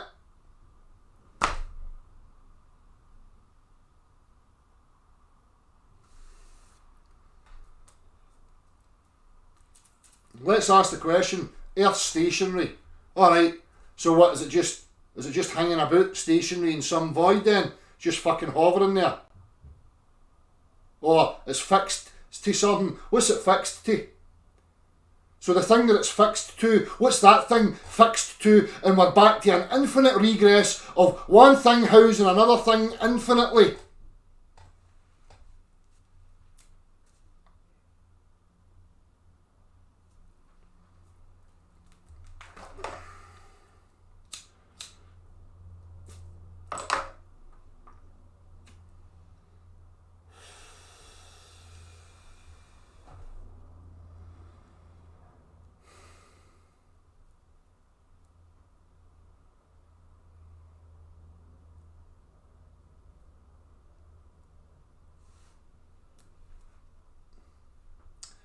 I was promised a fruit smoothie and it's not materialised yet. Everybody, I need many people's here, 411 people. I need all you people to align yourself with universal consciousness. And I want you to picture in your mind, make Del a smoothie, right? And direct it to this fucking area out here. I don't know the exact coordinates, but you don't need to bother about that because the universe will translate it through a metaphysical process to the manifest universe post office.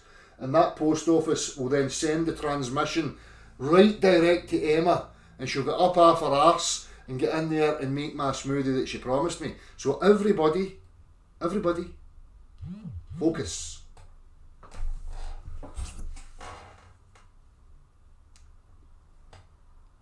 She comes out here in the next 5 minutes with a smoothie, I'll believe all that fluffy shite. I will just put it down to coincidence or the fact that I know she's probably going to make me at any minute. No. I'll be a staunch believer in universal fluffy consciousness that's listening to our wishes.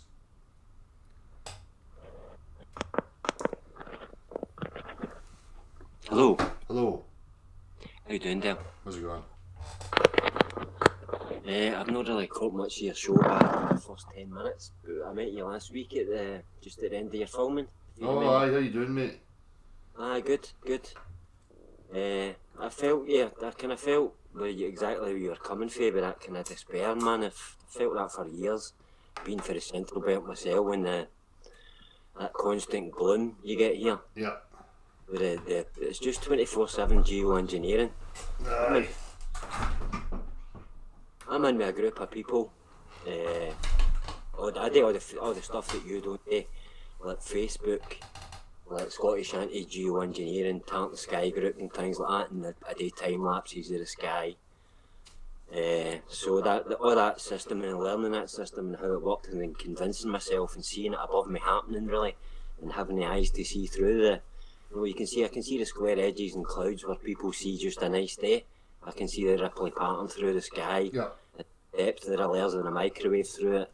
That affects us off. We tap the bottom, as you say, we're in an enclosed system of some sort, which I don't know, but just I know that where all the facts that you've provided is all the the system, the trivium, and then the pressure equalising and all that, and just the bendy water, just the simple things that you just can't deny when you go back to record when you're searching for truths. Yeah. Sorry, mate, I just need to open my store a wee bit. Alright. So I hope you're not getting any feedback or anything like that, because I just cut everything off and just went into the call. It was like trying to break into the Pentagon. I had to delete things out my phone and install Hangouts and do this and do that. And here we are though. And what I done different from what I done everything else is I just mimicked some of the numbers that you dish about, and I put in it was my 7th attempt, and all the times, because the way I've had to approach my reality is convince myself their systems that they impose on us through the schooling, Pavlov's training, all the symbols that's everywhere in the grandiose buildings and all our money, and we're constantly getting the neuro-linguistic programming, flicker rates, hypnagogic states when you look at a screen. All these things you need to start considering, so you need to start to look into decoding it and what your spin can do on it to help your family firstly. I think the first and foremost that it's always, you know, the awareness of things. Aye. You know, the things don't have an intrinsic, you know, power over you unless you're blind to them and they're subliminal. Yeah. As soon as your attention is on them and you're aware of them, then the power of it is gone, you know. Totally. I believe in the kind of the way that I've seen life develop and the technologies that's been given to me to prove to me directly that there's some sort of force, call it ether, call it God, call it whatever you want, him, her, whatever you choose. I don't know, and I'll never know till they directly come to me and tell me their name, and then we'll have that a decent conversation about what this place is fucking really about, man. Yeah. That's it. So I feel a lot of the stuff that you do is just essential here. Yeah. And your message is one that should be at the core of what all of Scotland should be talking about. Yeah, exactly. I mean, I'd love to see you sitting in the middle with a circle of 6 people that were coming at you from all the angles to get the right next step to move forward, because we should be chatting Parliament doors and palace doors. And it doesn't take hundreds, it takes a few with proper knowledge to sit down calmly and say, right, we know the fraud, we know the game, because it's illegal to use a legal name. Yeah. Or he's in the surety surname. So let's talk about it now. Let's start negotiating a new social contract for us all. Mm-hmm. Because we've all just discovered that you regarded as slaves. See, as I says to you when I was speaking to you, mate, I would love to think that, you know, in an ideal setting that would be the process. But I just feel as if the corruption's got its feet deep rooted, totally. and it's going to come to a point of having to be physically removing these motherfuckers. Right, you yeah, know? aye. And if that day comes, that day comes. Mm-hmm. I come for East End of Glasgow for a big family, where I was used to my man Dag on the night out, and the rest of them would tie me up and throw me in a wardrobe for their entertainment, and I would scrap my way out every time. Yeah. So I'll never stop. I'll take 2 in the heart and 2 in the head before I let this knowledge that I've spent 7 years doing a minging rabbit hole, listening to lie after lie, watching snake after snake, give them a chance, watch them go, see if the path matches the rhetoric, and then there they go, they disappear with the rest of the icons that I was brought up with. Yeah. The gatekeepers fucking everywhere. Exactly. Everybody doting about thinking somebody else is doing something when nobody's doing fuckity fuck all. Exactly, mate. Exactly. That's it. That's what happens, you know. People think for themselves so far, and then they elect some idol that they think's going to represent them and represent some movement that they imagine's going to happen in their mind. It just doesn't fucking work like that. You know? Aye. See, one of the things I've learned, Dale, I've done alternative health for the last 7 years, right? So I've tried everything. Because I've seen all my family suffer. You know, to get into the Dorset box queue. So I go like that. There's an alternative therapy. And I've got a few things wrong with me myself, so I'll give it a go. And I've tried everything. MMS, urine therapy, juicing, fasting, you name it, I've tried it. Yeah. And I've seen them all work to one degree or another. And I've seen if you stick with each or other of these paths or mix them all together, you'll get yourself to perfect health, mind, body and soul. You'll get all your faculties back, and you'll get that connection back in your brain. So what you're saying is I don't need to just say my prayers to the universe, No, do you fuck? No. You get yourself right for the fireside out. It's a bit disappointing. Like real hopes there that I could just be a couch potato and say my prayers to the universe as long as I had the right attitude. You know? No, it's all about fucking personal gratitude and just taking personal responsibility. Oh, you've deflated me, man. They're putting them in our minds and in our bodies early years. Exactly. That's it. Like a golf ball. You're the nice white bit in the middle, and they've just wrapped you in all the old elastic one's mind. When you were wenge, if you cut into a golf ball, you get the big fucking ping and sting of elastics. That's right. Now that's what we're all wrapped in, bouncing about off each other, saying, no, it's alright, it's alright. But the wee things in Wally floating about in the machine. Somebody will fix it. Somebody in Parliament will fix it, or the aliens will come and fix it, or maybe God. Maybe if we just be good, God will fix it all. Aye. Aye. It's definitely not what you think it is, or what we're all taught it is, and I believe I know most of it, and I'm confident enough that I'll chat anybody's door, I'll talk to any professor, Yeah. anybody, I'll get any politician, and I have walked around the fields where I live.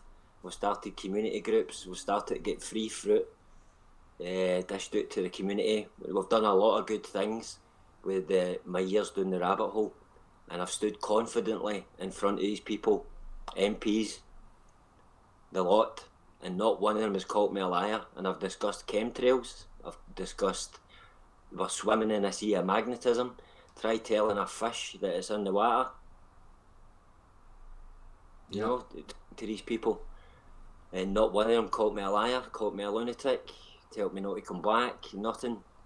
We just started to get more and more respect, more and more barriers fell away, all paperwork started to disappear, and all conversations were taking place in phonics, because that's the only thing that all languages got in common, is sound. Yeah. So that's where they can feel your passion, and then if they don't understand you, you say, go seek counselling or judgment, and if you're going to go and think about me, away you go and fucking watch The Untouchables, because this place is changing. Yeah. Well, we'll see how it changes, mate. I'm sceptical of anything that's coming or whatever. Well, that's your job. Maybe it's your job to keep the rest of us right, keep the egos all pulped in. So it's everybody's job to fucking keep themselves right, mate. I'm the fucking saviour for anybody. I know you know, but you're part of a society, ain't you? You've made a contribution doing what you're doing here. Aye. No, that's all. I'm not asking you for anything. That's it. Well, Keep on doing what you do. well, that society better start saying the prayers for my smoothie, and it better start getting its horn in its pocket so that I can go and live in the sun. Yep. Yep.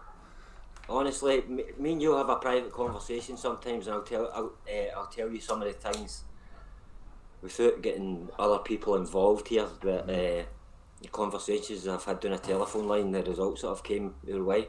Definitely, mate. We need to give you a shout. You've got my number anyway, so. Aye, no, anytime, Dale. Phone, mate. Anytime you want, if you see if you're getting in for a bath and you want to hear somebody rabbling on for a couple of days, Aye. get a phone. Aye. Aye. No worries. No problem. Cheers, mate. Right, let somebody else jump in, and I hope you all have a blessed evening. No worries, buddy. Right, upwards and onwards. Happy rising, everybody. Take care, mate. Take care, all the best. Cheers, bud.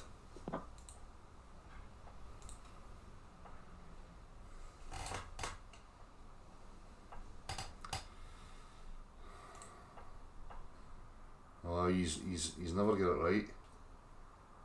You never said your prayers right because it's no Emma. Sanda. Did a wee ghost come and tell you and Mum to make me a smoothie? What? What are you laughing at? Did a wee ghost come and tell you? Was it like an energy? No, you texted. Did I tell? Oh, was that what it was? Gave the game away.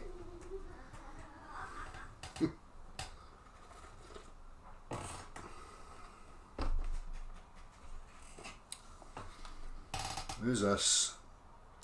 Joey Spy. Have we had this before? Let's see.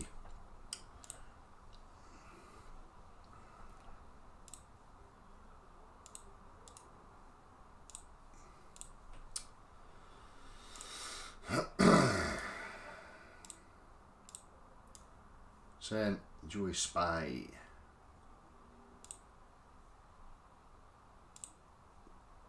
Don't know if you care, but MD. I have a link to my backup channel. I'm not about making money off so-called truth. I'm about finding shit out. My channels go up and down anyway. Watch this. It's on Outer Ponders Invasion channel. It's Mark Sargent mentioning the studio he goes to in LA under his breath. That idiot Dan the Waterman left it on his channel. I've met some of these people at meetups in LA.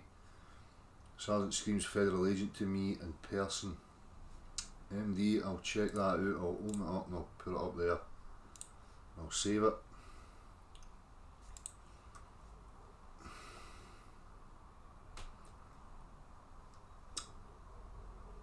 make a drawing of two balls, Earth and the Moon. Then ask the globe believers to draw around each their own respective planet and moon's gravitational field. Then circle for the atmosphere meeting space, outer space. Ask them what is bringing and affecting each other's gravitational pull when there's no thing in between them.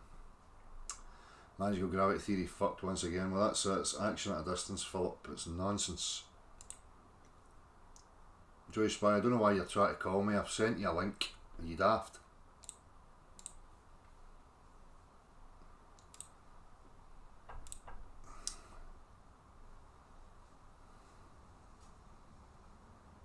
Hello?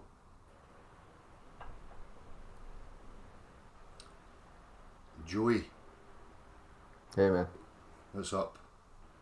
how's it going? Not bad.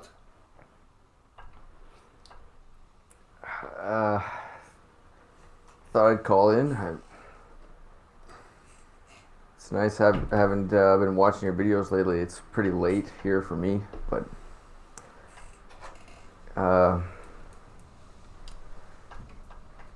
it's nice to hear someone sounding off on just all the madness everyone's dealing with right now.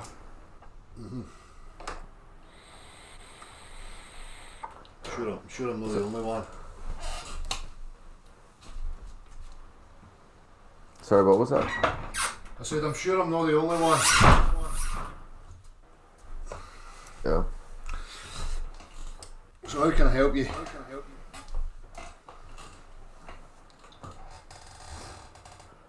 You got your smoothie there. That was pretty awesome. That's magic. Tasty. Yeah. The universe works in mysterious ways and all that stuff, you know. Yeah. So you get something specific you wanted to offer? Well, I've just I kind of wanted to talk about the virus, if the what's happening to society, because I live in the East, but I was born in the West, and it's crazy because it's totally different over here as compared to over there, and all I get is the mainstream news, and so I know, that's all a twisted version of reality. So just how is it for you guys over there? What do you mean? I mean, that from what I get from the media is you got to line up to go to the supermarket, and Yep. everything's changed, and Yep. People are queuing up like seals, clapping for their food. man, that's rough, man. It'd be rougher if the food supply stopped. Yeah, that's another concern. Aye. So that's about it. Life for me is not really that different, apart from some queues here and there. So Yeah, I didn't think you're a guy that's going to the clubs or anything like that. that doesn't interest me at all. Yeah.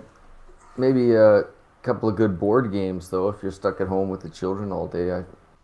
We did that today. Played some games with my children. Had a really good time. Good. That's what it's about. Yeah. Can't beat a bit of that. Spending time with your children, and that's the way it should be. That's what it's all about, man. Exactly. But I also wanted to say that, you get the mainstream media, you get all this stuff, all this information. Right now,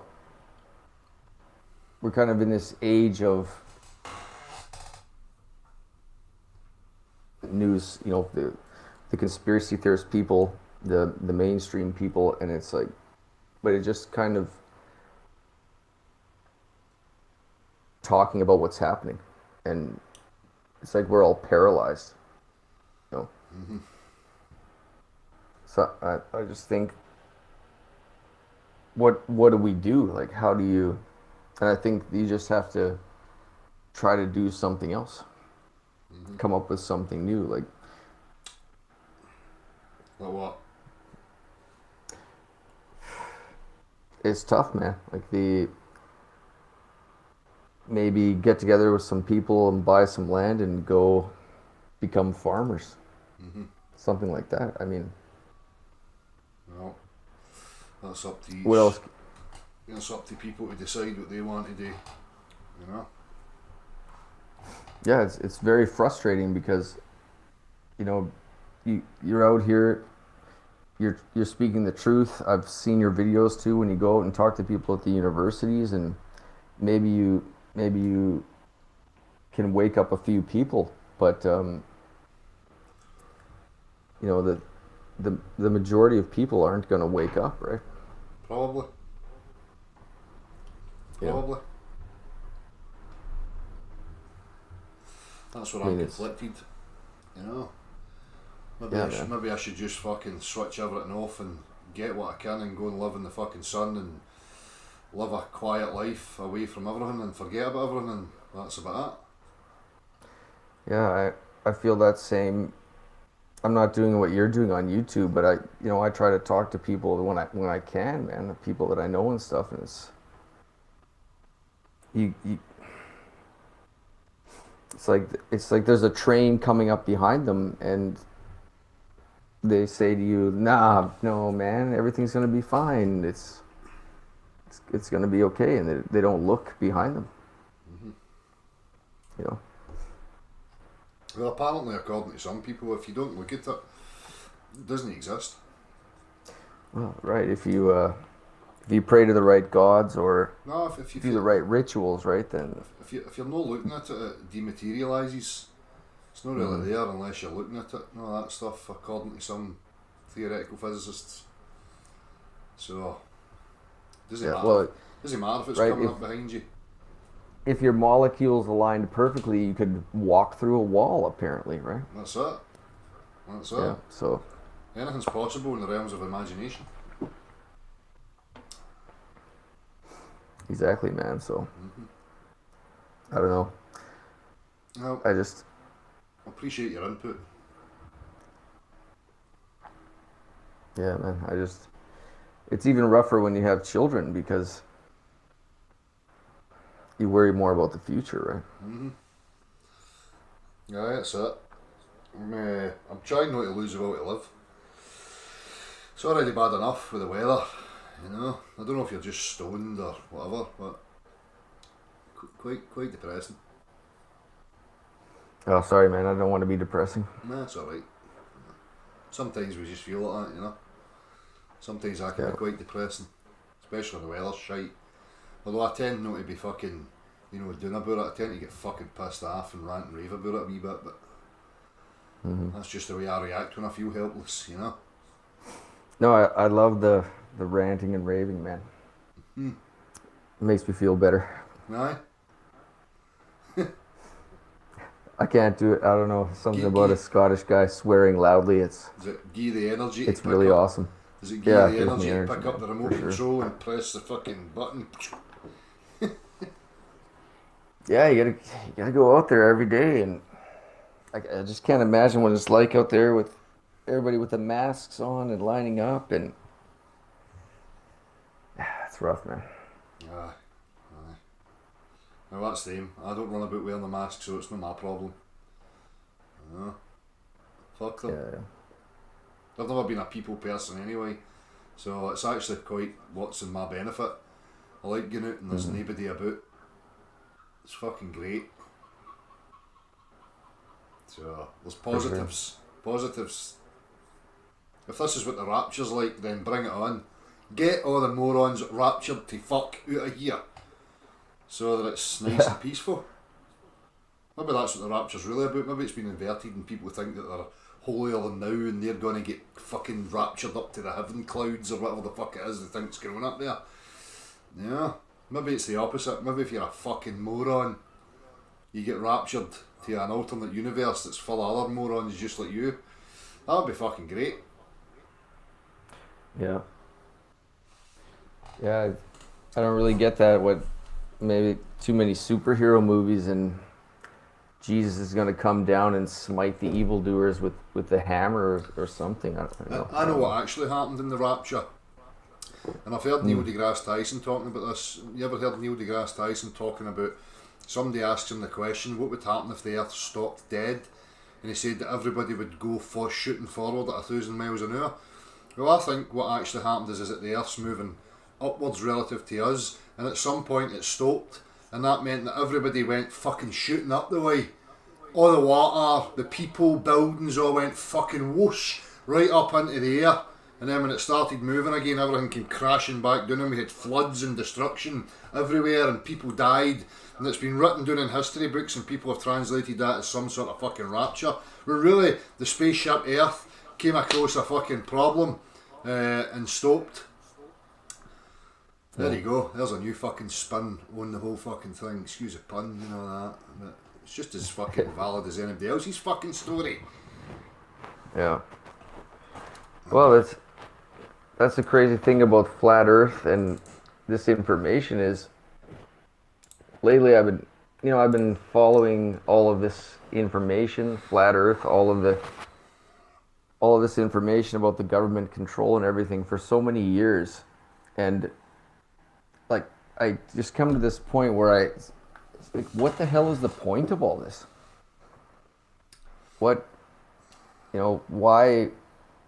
Why is the human race basically held down by tyrants forever? Like, is it just simply the love of power and money? I'm going to say it was or is further.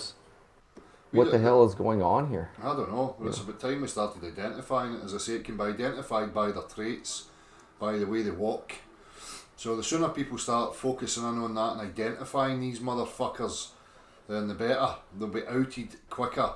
But people they don't remain focused, they don't discern, they get caught up in propaganda and influenced by media and swayed by all this other stuff, and it skews their perceptions and they lose focus.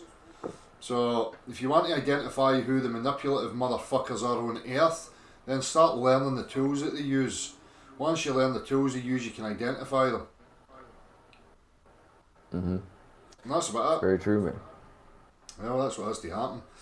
If we don't, we're going to perpetually go round and round in circles, being blinded by, oh, but that man's nice. That man wears a suit and that man's got a nice demeanour and he talks very calmly. So it can't be him. It must be somebody else. There must be evil demons behind him, puppeting him to make him say stuffsies.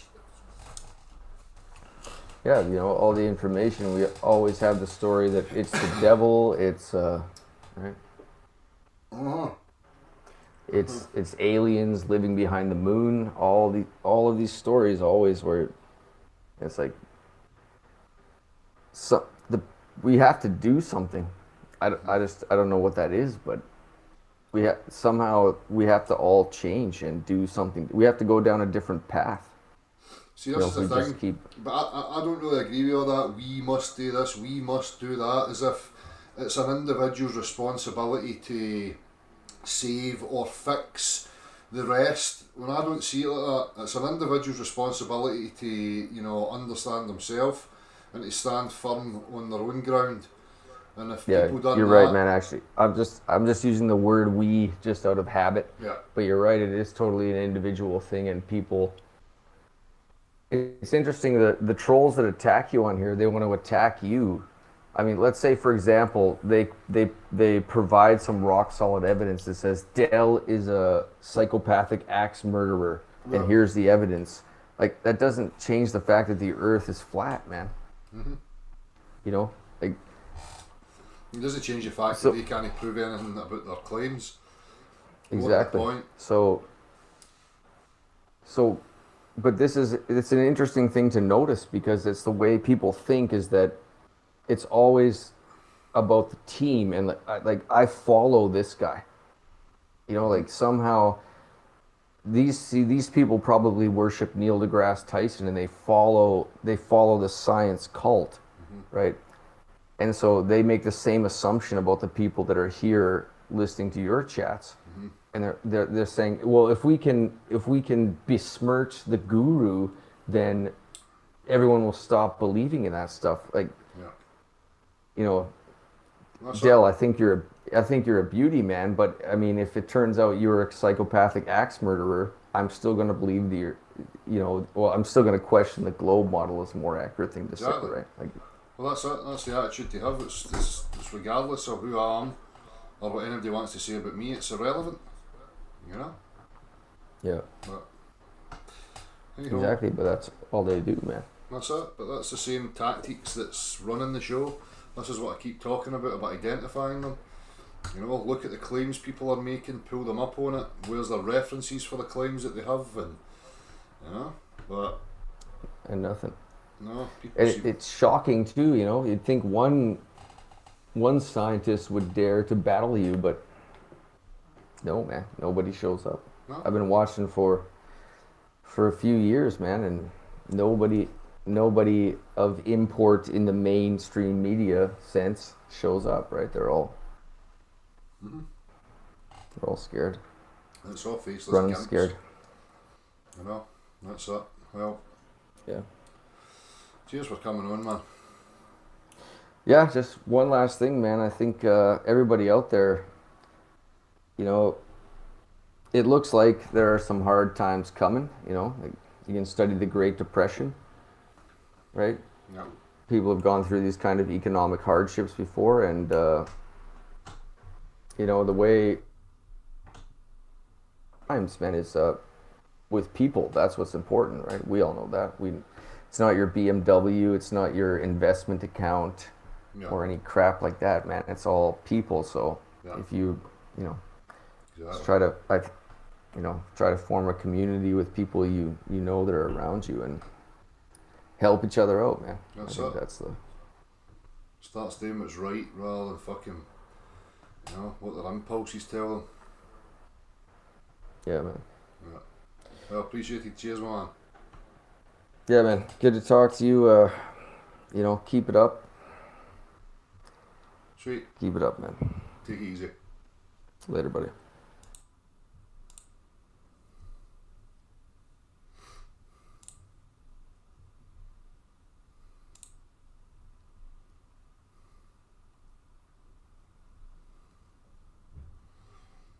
Burnett. Hey Dale, we spoke a year or so ago. I'll have a chat with you.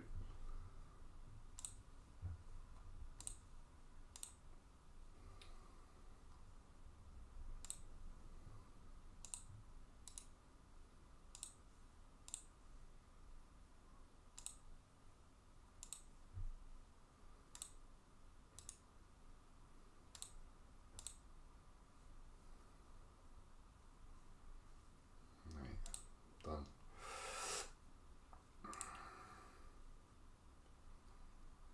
Innes McCulloch. You elected yourself. You willing to be responsible with your influence or no? Either shut it or make an effort. Is being brashed away to a man's heart like you? By the way, stop smoking, it's bad for you, for fuck's sake. Aye, that's right. He's got a picture of me. He's got a picture of me doing that. What is it? What am I doing? That. Is that right? No, it's that one. I suppose that means that Earth's a globe now, and I'm an allegiance with Lucifer, Satan, Saturnus, and having high five parties with the devil and all that stuff or something. Oh.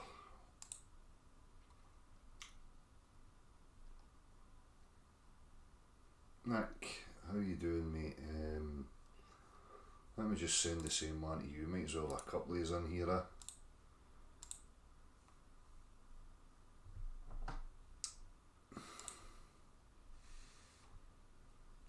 So it's not my responsibility to get to every man or woman's heart or whatever.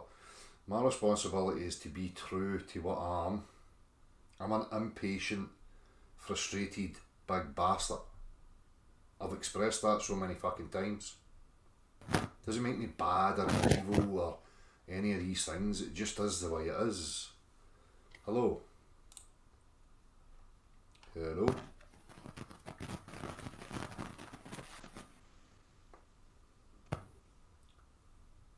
Testicles, 1, 2, 3. Hi, Del. You okay? How's it going? Bun- Have I got to turn the sound off on Right. your video on YouTube? I turned YouTube down, mate. Yeah. Give us 1 second. No worries. Nick, how you doing, bud?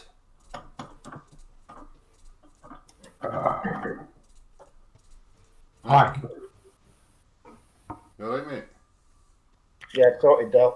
No worries. I'm just trying to see if. Sorry, mate. Nick's in here as well, but I don't know if he's got a problem with his sound or what. Yeah, well, I can hang on. It's no rush. Oh no, the other chap was before me. I think. Go ahead. It don't matter, Nick. I'm not. We're here for the night. We're here together. Hang on. Let me try and get back to that. How's it going, Dal? All right. Not bad, mate. Not bad. Yourself? Yeah. Well, all things considered, I've got a mother who's a germaphobe and a brother who's a Simon Dan fan. You've got it pretty rough then, Nick. Yeah? And the shitty weather, yeah, man. Right. That can't be good for your. That can't be good for your mental state, Nick. Fuck's sake. Oh, man. Yeah, it's interesting to say the least. It's one of those challenges in life, and yeah. Right. I don't know why my icons came on and my pictures away. Hold on, what's going on here? Let me see. Oh, I've just come back. I'm just looking back on the page. Oh, nice to see everyone saying hello in chat. Thanks a lot for that. It's appreciated.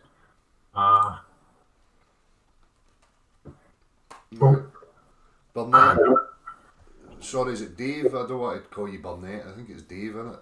It is, Dave. Yeah, it is, Del. Yeah. I spoke to you a couple of years back. I was parked on Cleveland Sea front, where you can see 6 miles either side, and the ocean's completely flat. The sea's completely flat. Yeah. We had a good discussion that night. I want to talk tonight.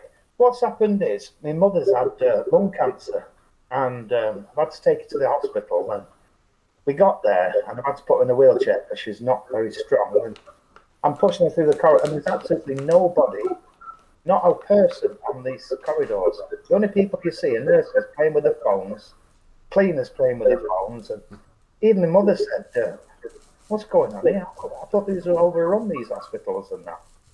I says, "Well, I've been trying to tell you this for a while," and she said, "I can't believe my eyes." Anyway, we'd gone there and waited 4.5 hours to be told, "Oh, we're not operating today. You'll have to fetch you back. We'll get in touch with you." So we've gone back through the hospital again. Nobody about. I got a call. That was on the Thursday. On the Monday, I got a call, Del, telling me that to fetch you back up on the Tuesday. They're going to check her for COVID on Wednesday, and the operation's going to go ahead Thursday. So I dropped her off, and again, absolutely nobody in the hospital. The car park's full, but it's because it's free. All the nurses and hospital staff are parking there, which I don't blame them. It's really ridiculous how far they've got to walk, especially when it's getting dark. Anyway, I took her in. She's had her operation. Everything's gone fine and that. And on the Wednesday, I put my feet in a bowl of water and soaked them, like you do. I'm diabetic, so I obviously not realised how hot the water is. So Thursday when I woke, my feet had burned completely to fuck. It looks like I've been walking on the sun. So I've had to go into a walking centre and sitting down and talking to the nurses. And I've had to work for 2 days. So you get to know quite well. And I said to this one particular nurse, I said, "How come it's so quiet in here? Normally you go into the walk-in centre and you're there for, I don't know, probably 2 hours before you get seen. I'm going in, I'm in and out, dressing's changed in 20 minutes. Yeah. How come it's so quiet?" I said, "I thought it was all overrun and that." "We've never known it as quiet." So after the second or third week, I said to her, "What do you make of this COVID bullshit?" I said, "Because it seems to me like this is absolute nonsense. You're getting fannies wandering about with fucking masks on and gloves when they're in a swimming pool. And you just think, what are you doing?" And so I says to her, I said, "What do you make of this?" "Well, funny," she said. "We don't see any cases whatsoever. And they didn't have the right figures at first, did they, in the UK? I said, are you going to tell me now about the rest homes? She said, exactly. She didn't have the right figures, though. The figures weren't one up to frighten everybody to fucking death. Yeah. Dave, So what? Dave, Yeah, there's something going on with your sound, mate. It's really difficult to hear you, and sometimes when you're talking, there's a scratchy noise happening. that'd be me scratching my bollocks still. Sounds as if you've been fucking shaving them. You've got a fucking. Yeah, but that's why I'm fucking scratching. Is that better? No, it's worse. No, it's Don't worse. say that. I've moved my microphone and everything. It's giving you a practical demonstration. Is it any better, Del? Or That's much better. aye, all right. Well, so I said, we've opened up these nurseries and that now, haven't they? And the care homes. And she said, exactly. She said, and if you look how many people have died year on year on year of the flu, Yeah. which now nobody's reporting on, it's the same figures as this COVID bullshit. Mm-hmm. Everybody, but the world's at war without firing a single gun. Yeah. Everybody is frightened to death. I just think it's utter nonsense. Yep. When they stopped all these operations for cancers and this and that, of course the death rates are going up.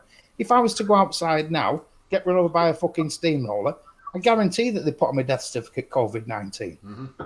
Guarantee it. Yep. So what the fuck's going on? Well. What is the end game to this? What is the new normal going to be where we're all going to have to be 2 meters away from each other? We can't go to the pub anymore and watch a game of football. Celtic Rangers are on. Best games of the season. Can't watch them. Mm-hmm. Can't watch them. They'll be free on television at home, but where's the atmosphere? Yeah. Your atmosphere is in their phone saying, get your fucking Rangers bastards. Or you know what I'm saying, Del. There's Yeah. banter in bars. And they're taking it all off us. Well, I was thinking about this and thinking maybe it was just a trial run to get us used to being in this situation, so that Yes. you know, for whatever else is going to be staged or whatever else is coming in the future, we already have been prepped for this sort of behaviour, and we'll quite easily adjust back into it. So when the aliens come and speak to us or some fucking shit, I don't know what they're going to pull, but could be anything. Then The thing, sorry to interrupt you, Del, but the thing that troubles me is I did used to watch the BBC News. I've knocked it on the head now. I can't watch it. It's just fucking bullshit.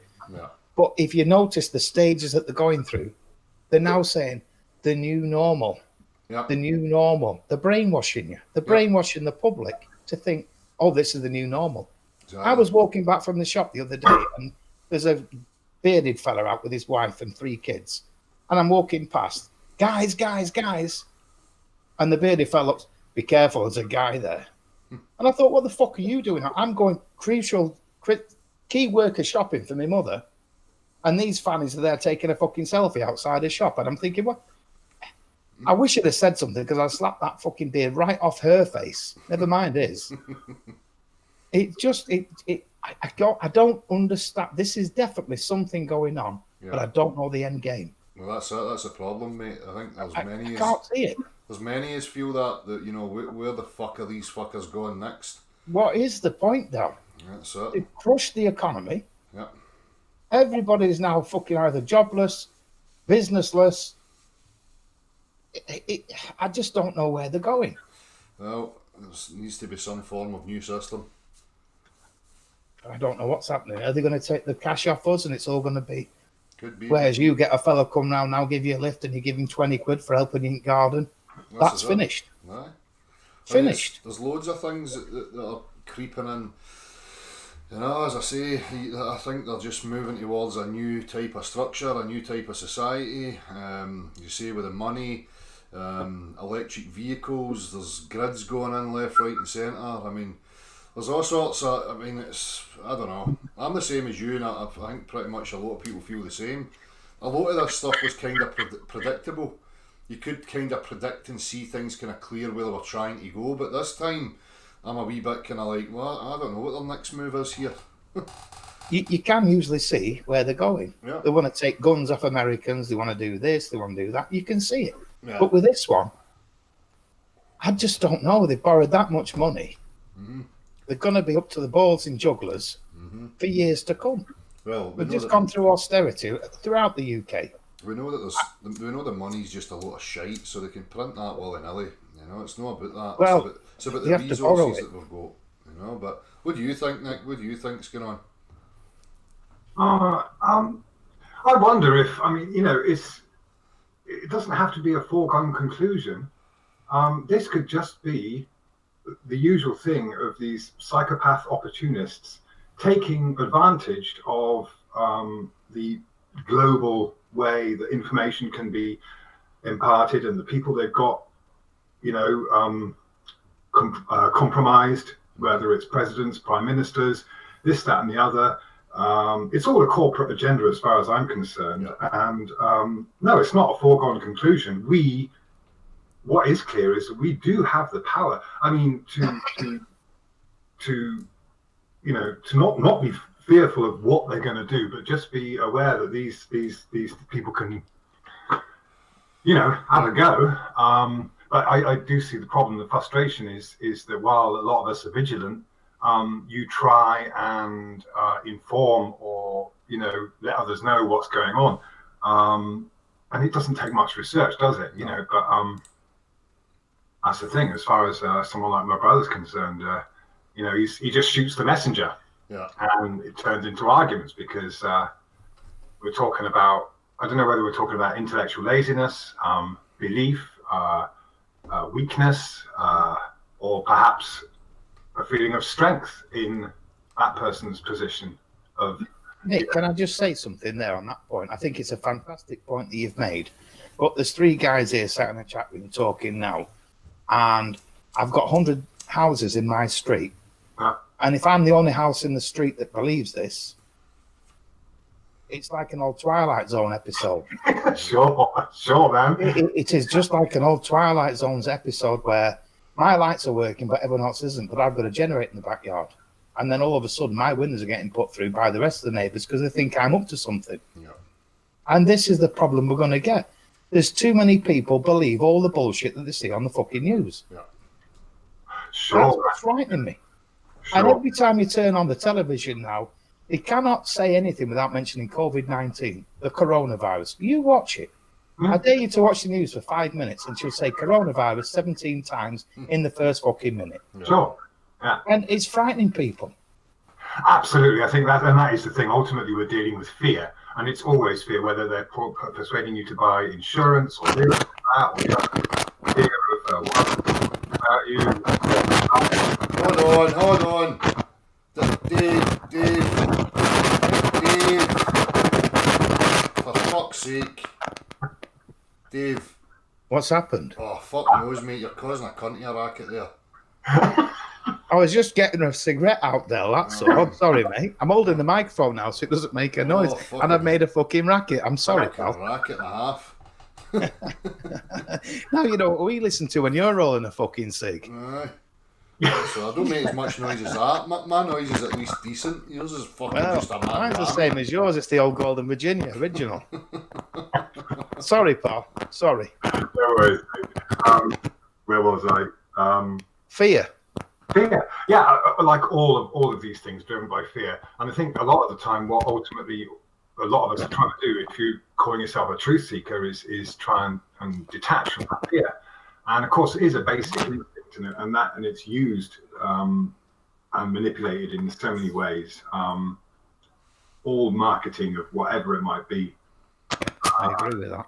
Is the fear. And we can see this very clearly, can't we? You know, it's you know, create the fear, buy the product, but it's being done on a kind of multinational level. But things can change just like that. Dave. I'm rolling now. For fuck's sake, man. That's horrific, Dave. Honestly, listen back to this, you'll see what I'm talking about. It's fucking. I will. Fuck me. Yeah, big moaning bastard. What's Me up? winner, man. You want to hear it? It's like fucking. I don't know. It's like fucking. Is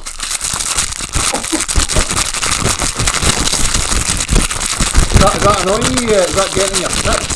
No, I like it now. Keep going. Fucking jeez, oh. I'm going to light it now. Is that all right? Aye. Just hold your mic still. Right, we're going again. Fucking hell, I've been told off by Adele. Aye, fucking right. Get to fuck. You annoying bastard. Sorry, Nick. When you go, mate. But again, there's always, you know, we're kind of, I think the basic instinct is always like this fight or flight, that we always feel that there's either one of two options. But actually, there's also this kind of, we realize that that's what's going on, leave them to it, but it's also an opportunity to, you know, to form the community aspects of it. And I don't think it matters at the end of the day what one might believe caused it to happen. You know, neighbors, I think, you know, it's like you worried, Dave, you were worried about people throwing a brick through your window, but it could be completely opposite. That's just a fear thing. You know, it could be that. No, what I mean is that was an absolute episode in the Twilight Zone where the power went down in everyone's house apart from one house. All right. They had the generator, and then obviously they're thinking, well, they got electricity and we haven't. They're blaming them. The finger gets pointed, and then they can't wait to kill them. Yeah, I think, well, that is kind of like, that is, again, it's a mindset. All of this is in the mind. It's a mindset. I agree. We're seeing this cultural mentality being formed right here and now. We are in this kind of, what you could say is a historical moment, I suppose. And of course, when we look back on it, it will be weird. We'll forget about the fact that we were locked away for 3 months. It won't seem like such a long time as it did while we were all that. I'm sorry, Nick. I think it's going to be like, they're going to name this as a Spanish flu, the same as that. Yeah, I'm certain of it, because the economic downfall is going to go back to 2007, 2008. It's going to be worse than that. Recovery is going to be a lot harder. The amount of jobs we're already seeing getting lost. I get what Nick's saying, because what will happen is the media will keep spinning the story as a historical story, and people will regurgitate those stories. You know, but just as Nick says, you know, the majority of people will just forget about the situation, you know, as they move on and they can get back to shopping and whatever else. But the media, they, for generations, they'll spin it. When we've left, that'll still be getting spun as this fucking amazing story, when the reality was fucking totally different. Yes, I agree. Yeah. Sorry if I didn't pick up on that, Nick. But yes, I do agree.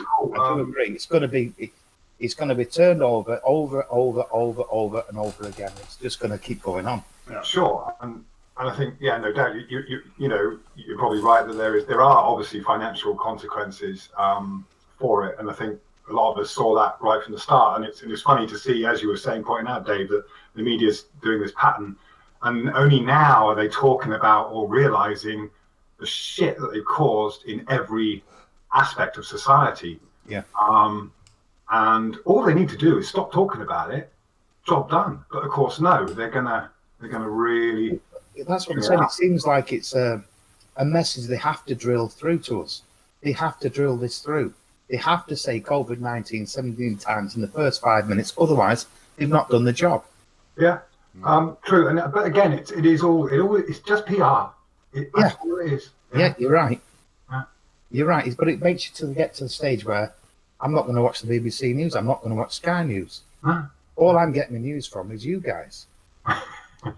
And you know what I mean? And there's more truth gets said on this channel than what gets said on the fucking BBC any day of the week. Sure. The only thing difference on this channel is you don't get repeats every fucking 25 minutes. But the BBC don't have people scratching their balls onto the mic every fucking 2 minutes, Dave. You know what I mean? Come on, Dal. I weren't scratching your balls. Everything's cool. Fucking hell. It's interesting. I was going to upload it, but I'll just share it. Someone sent me a clip of some Thai official talking about this whole thing and the way that's being dealt with in Thailand, and she specifically mentioned the difference in the way the Thais have dealt with it to the way the English have dealt with it. And she was kind of saying that, you know, the English have been very scientific about it in this person's eyes. I don't know what she actually believed, but she was in a position of authority, and she was obviously speaking on behalf of the Thai authorities and what they've done. But she said the British approach was a very sterile one, a very uncompassionate one, where it was kind of, you know, scientific and more about the process. Whereas she was kind of championing the Thai way, where people haven't been left to be fearful and left alone. Yeah. It's been more of this kind of communal coming together and helping each other out. I mean, Use your own brains, yeah. you know, the elderly and all that. It's you know, here I felt people were being very what's the word when you're looking down on someone, you know, oh, are you all right, how's lockdown for you? Yeah. You know, you can't Patronizing, patronizing, that's the word. Yeah, that's right. Yeah, but you know, I sense that just from listening to people talking to people. Oh, how's self-isolation? And it just bugged me. It's like, you know, but over there is a bit. It's not very. It's like here. Even in the neighborhood, you've got everyone's cooking their own food and selling it or sharing it with each other. Yeah. It's all become very communal. Yeah. In that respect. As I say, I think it's because people here like to wallow in their own fucking victimhood, Nick, and and also there's an air of privileged type, you know, attitude here. Whereas somewhere in Thailand the culture's a bit different. People do kind of fend for themselves and are a wee bit more kind of self-sufficient. You know, whereas here it's all you know, a nanny state where everything comes pre-packaged and wrapped up for you, and everybody's full of their self fucking entitlement and patronising attitudes. Exactly. Definitely that is a real. You're absolutely right there, Dale. It's something I've really noticed that. And if it. What I've been doing, Nick and Del, is say for instance I get a box of mints, I'll turn it to bolognese, and then I'll ring the neighbour up and say, there's some bolognese on the wall, too much for me, rather than freeze it and mess about like that. And then the next night she'll cook me something. Yeah. And it's been fantastic. We've looked after each other. Yeah. And it's not a case of, what do I want for my tea tonight? It's a case of, oh, I've done these chicken wraps. I'll fire. Yeah, that's brilliant. And it's a surprise what you're having for your dinner. And at the same time, it's a good dinner. And she's getting the same back off me. And we're both more than happy with that. Sure. But I do get what you're saying. The other nations have looked after each other. This lockdown, it's just complete. How on earth do fucking nurses have time to choreograph dances on their TikTok videos? How the fuck in hell have they got the time? My daughter used to go to a dance school around the corner from here. It used to take her 3, maybe 4, 5, maybe 6 weeks to choreograph a dance. These cunts can do it in fucking 30 seconds. And they're supposed to be under lockdown. And you're thinking, wait a minute. At first, I've got a lot of appreciation for National Health. They're looking after me with my feet at the minute, looking after my mum. She's still banged up in hospital. But I just think, how on earth have you got the time to fucking choreograph this and then want a clap and an applause on a Thursday night? Yeah. What about the guys filling up the shelves? Del said before, what happens when we run out of food? Right. What about the guys filling their food up? And why are we not clapping on a Thursday for the mechanics? Why are we not clapping for everybody down? For the pound shop workers, the fucking petrol station workers? We're not clapping for all these fucking people. We should have a Monday night for mechanics, Tuesday night for shop staff, exactly. Wednesday night, Thursday night your hands are sore, so fuck them. Friday night we get back into, and then Saturday night we clap for you, Dal. Everything's good. The thing is, the people doing it they can't see what they don't see it the same way.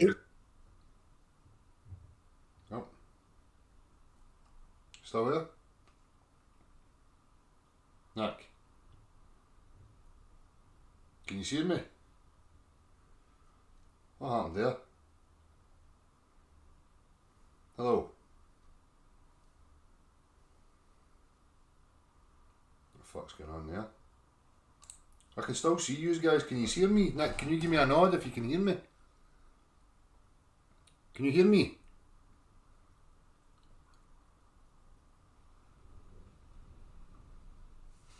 What's going on?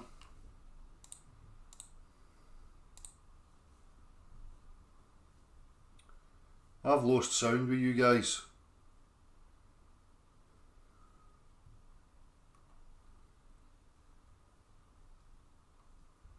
I'm going to shut this down and I'll send you another one.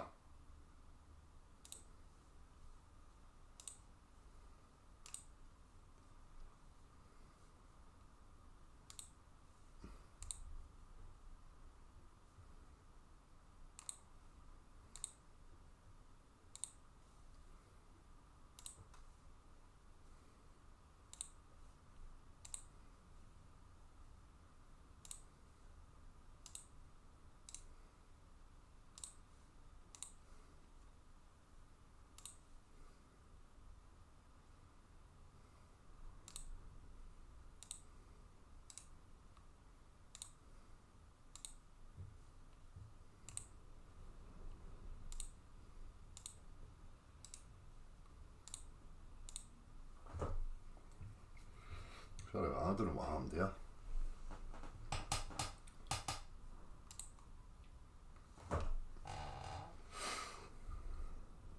So you can still hear me here. I don't know what happened there. The sound just cut all of a sudden in that other hangout. What the fuck happened? Hello? Hello. Yeah? That was bizarre. I think I could hear you. It was very faint though. Just fucking cut out altogether. I couldn't hear you at all there. Look at. Can I just carry on with a little thought, a train of thought there? Of course. Yeah, thanks. No, I think it's like, yeah, we know that the fear has been instilled in people and by corporate entities, and yeah, of course, the governments have followed suit and whatever. But I think, yeah, it's what I'm seeing in my line of work is that I'm working with a lot of companies that they're simply perpetuating this. It's a hot topic, so they talk about it, and of course we're doing this, we're doing that, and ultimately they're just trying to kind of stay current and let customers or whoever it might, let the public feel they're safe. And I think that's the biggest problem we have right now is it all goes down to fear, but that's the fear has been instilled, and it doesn't matter what you say now. It's just like people who it's like Neil Armstrong, if he came out and said we didn't go to the moon, they'd still believe that they went to the moon, because it's already there, it's in their head, and people they're just not at that place where they are asking those questions. They refuse point blank. They just, and it is shoot the messenger. So yeah, there's this awareness. Also the frustration as well, because it kind of came as like a broadside, and any of us that were thinking of doing all these things to become self-sufficient didn't have time to do it because we're, spinning on our wheels in this rat race anyway. That's the thing. Which is frustrating, because we know the ultimate answer is to not even give a toss about what's going on with those guys, as long as we're independent. And that's the thing, isn't it? What's happened here is it's infringed on our human rights or freedoms or whatever you want to call it. It's inhumane. It in fact goes against all the UN laws and all these things that the countries agreed not to impose on their people in forms of slavery and rights and the basic human right. And of course that is what we see being eroded. That is what we see being acquiesced to. Whether there is an agenda for, again, we don't need to assume that there's this agenda that they're going to carry on through. Exactly. We don't wait and see if they're going to be vaccines. We just say fuck off. Exactly, mate. And that's the thing. It's everybody's got this idea of the great plan, and that they're so amazing and everything's a meticulous, stepping stone, but it can just be opportunist. It's like any liar. Any liar will adapt to the situation it finds itself in, and it'll play to whatever it has to play to. So I see it just the same, exactly that, Nick. There doesn't have to be a predestined, destination. Just be acting impulsively in order to just maintain what they have and the stature and power that they have, and that can adapt and change and morph into anything, depending on the circumstances. Well, what you're saying there, Del, welcome back, by the way. My daughter's got an iPhone, and her iPhone has just given an upgrade. And on that upgrade, it has to install the NHS track and trace. I told her not to do it. Do not upgrade your phone. The track and trace is, you went to the shop 6 times this week. You know what I mean? And the next thing, you've got fucking handcuffs on, £1,000 fine. Or you're banged up in jail. Yeah. So I said, do not do it. Do not accept that download. Exactly. It's like they want to keep it. It's George Orwell, 1984, happening all over the place. And the thing what makes me think is, when this lockdown was massively enforced in the first couple of weeks, why are they installing G5 fucking what are they called? What fires it out? Towers. G5 towers. They're installing them across the road for me, but they're key workers. I don't give a fuck about G5. This works for me. Why are they key workers? And you just scratch your head and think, what's going on here? That's it. My next door neighbour's gone to Scotland. She's from Coldbridge, not far from you, Del. Yep. And her brother's had cancer, and they stopped all the treatment. No, you can't have chemo. He's on death's door now. She's allowed to go and see him. Mm-hmm. I'll bet you money that they put COVID-19 on his death certificate in a week. Yep. Probably. Tell me. It's happening everywhere. It's a fucking joke. Yep. It's a joke. But Nick, I love your points. You're talking some spot on sense there. Oh, thanks, man. It is certainly interesting to be able to compare, what's going on different sides of the planet. One sec, Nick. What the fuck are you doing there? All that scratching and scraping. Fucking hell, you nearly deafened us then, you prick, you fucking... Sorry, Nick, carry on. it's not the same without the Scottish accent, mate. That was fucking pathetic. I can do a Scottish accent if you want. She's taught me well. Go, I bet you it's not. I bet you it sounds like some fucking chuchter, some Yeah, fucking sheep fuck shagger. you wee prick, yeah. That's pish. You sound like Is you sound like a fucking inbred Yorkshireman with a fucking touch of Scottish in him. That It's was funny, I'm shite. from fucking Blackpool, that's Lancashire. Fucking hell, I'm doing well there. I might live in Durham soon and be inbred myself. Sorry, Nick, go on, mate. I'm put you up there, haven't I? I've got to bust your trainer. What do you guys think about this Mandela effect? Do you believe that shit? Ugh, stop jumping the subjects, you. You want to scratch my ears now, you want to fucking hopscotch to a whole other fucking No, topic. no, it's a serious one, this. Nah, people have got misconceptions about what they think they remember. But big fucking deal. What? The lion and the lamb in the Bible? What? The lion and the lamb in the Bible. Now it's the wolf and the lamb. Ugh, I don't know anything about How many fucking pubs have you been in your younger days, Del Boy, when it was fucking the lion and the lamb pub? It was never the wolf and the lamb. that. I don't know, I wasn't a pub man, so Never. asking the wrong guy. What, when you was 18? Ah, well, maybe, but I didn't pay attention to that. All I was caring about was getting the knickers off or something, so... Exactly. The They'd name- say the you're name going of to the the pub. lion tonight or the lamb. They wouldn't say the wolf. Do you guys ever watch Brian Staveley? No. But see, back to what Nick was saying. Sorry, I've jumped the gun again, haven't I? It's that fucking special cigarette you made me roll on the break. Aye.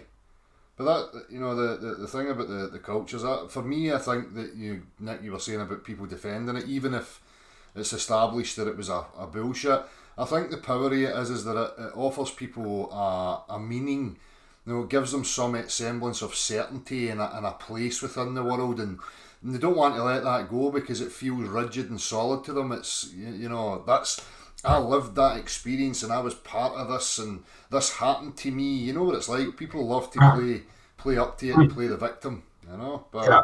Oh, for the clapping, I mean, I definitely understand and can empathise with the feeling that people get. And of course, when we know why it's being done. We know. But you just wish people would get the same camaraderie for bigger issues. Like let's go out and slap the fucking powers that be on a Thursday night. Give them a slap, make sure they stay in line and fucking represent what they're supposed to represent. Yeah, absolutely. Yeah, but of course, this is. I mean, all of this, as usual, we saw a lot of it coming. We didn't know how, but we know it's down to the acquiescence or the lack of interest, the apathy. Classic experience today. Just trying to have an adult conversation. It's like the person I was trying to have a conversation wasn't interested. Was very angry, very defensive, and would rather watch some crap on YouTube. Car crashes or something. Here's a quick question for you boys. Uncle Tom, is it? What's he called? That chap that walked around his garden on his Zimmer frame and raised all that money for the National Health Service. Where's that money gone? Fuck knows, into somebody's pocket. It's got to have gone into somebody's pocket. Someone took a dipper on that, though. Of course. Definitely. Yeah. Where's it gone? It doesn't say. This money's gone here. I'm fucking raging because I wish I thought of it. You couldn't use a Zimmer frame down. I'll do fucking 1,000,000 laps in my back door. Send me fucking 500,000 squids. What's that on your wall, Del? Have you got a crossbow up there now? Aye. What's that for? That's for Trolls? no, it's for punishing the kids when they're bad, you know. Oh, that's all right. Yeah, that's fine. Don't fuck a troll up. Hey, and you know something? And I'm sure Nick's going to agree with me on this. You should let the trolls in now and then because it's so funny when you kick their fucking arse. They're too scared now. They're too scared. No, they'll still come in. If you open that up as an open chat, they'll be here. I can't be bothered with them, to be honest with Well, we loved it. you. Well, That's why I subbed fucking 4 years ago. You know, it was so funny when Timmy come in. but at least then there was a semblance of, you know, trying to have a discussion. Now they've just resorted to just being fucking, you know, pains in the arse. You Yeah. know? At least back in the days they at least gave some sort of fucking, you know, fight. But Yeah, we're all looking for progress, really, aren't we? Rather than Exactly. kind of, you know, getting stuck entrenched in some. Yeah, but seeing Delnick go on one at Timmy, that's fucking quality. well, it's- You know, in that respect, I think, you know, Dell's channel has been, you know, very, very therapeutic and Exactly. He You know- should do 7 nights a week. It's better than the fucking one show. Then. well, if I get my fucking shed in the sun on the beach, then I'll go 7 days a week, no worries. So get the fucking donations sent in. Send them through the fucking metaphysical post office so it'll get to me. But no, the message of self-empowerment Yeah. is hugely important, and it's, you know, this. I mean, it is all in the mind. All of it. It's so everything, the whole thing, the whole entire It's- mindset. It's such a delicate sham, Nick, to be honest with you. It really is. If people realise that it was them that constructed Yeah. these things in their mind and they can dismantle them just as quick as they installed them. You Yeah. know? It's the same as installing some software in your PC. You can just uninstall it just as fucking quick. You know? You don't have to, you know, constantly be a victim of your own construct, you know? Yeah. I noticed something last week, Del. You did a video where you went to, I think, I'm not sure where it was. You was in Scotland and you went to a park and you were showing a demonstration about we're fucking sick of this, and you've got them idiots shouting and bawling and bringing it down, basically. Did you not notice how many people had a dog in case the police pulled them? They said, oh, I'm walking the dog and I just wanted to see what was going on here. That's more fear. Probably. More fear of the fucking police. Yeah. They're there. Oh, I've got my dog here. It's gone for a walk, and I didn't know what was going on, so I stopped and listened, and I'm going to go now. Now we've had the same.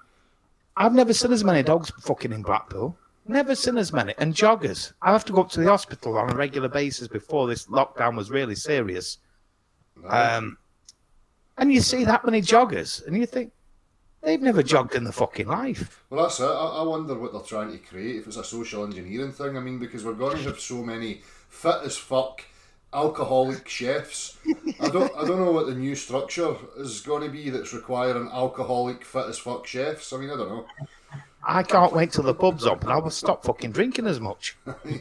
At the minute, it's every night. You've nothing else to do. You've no work tomorrow, so what's the fuck? Just crack it open. You know? Thing is, though, I mean, there's nothing. Why doesn't someone just open up their house and have a few bevs and, you know, create that cozy environment? Because the fucking police chap your door. The police chap your door. They knock on your door and they say, "Have you got more than 2 people?" They say, "Aye."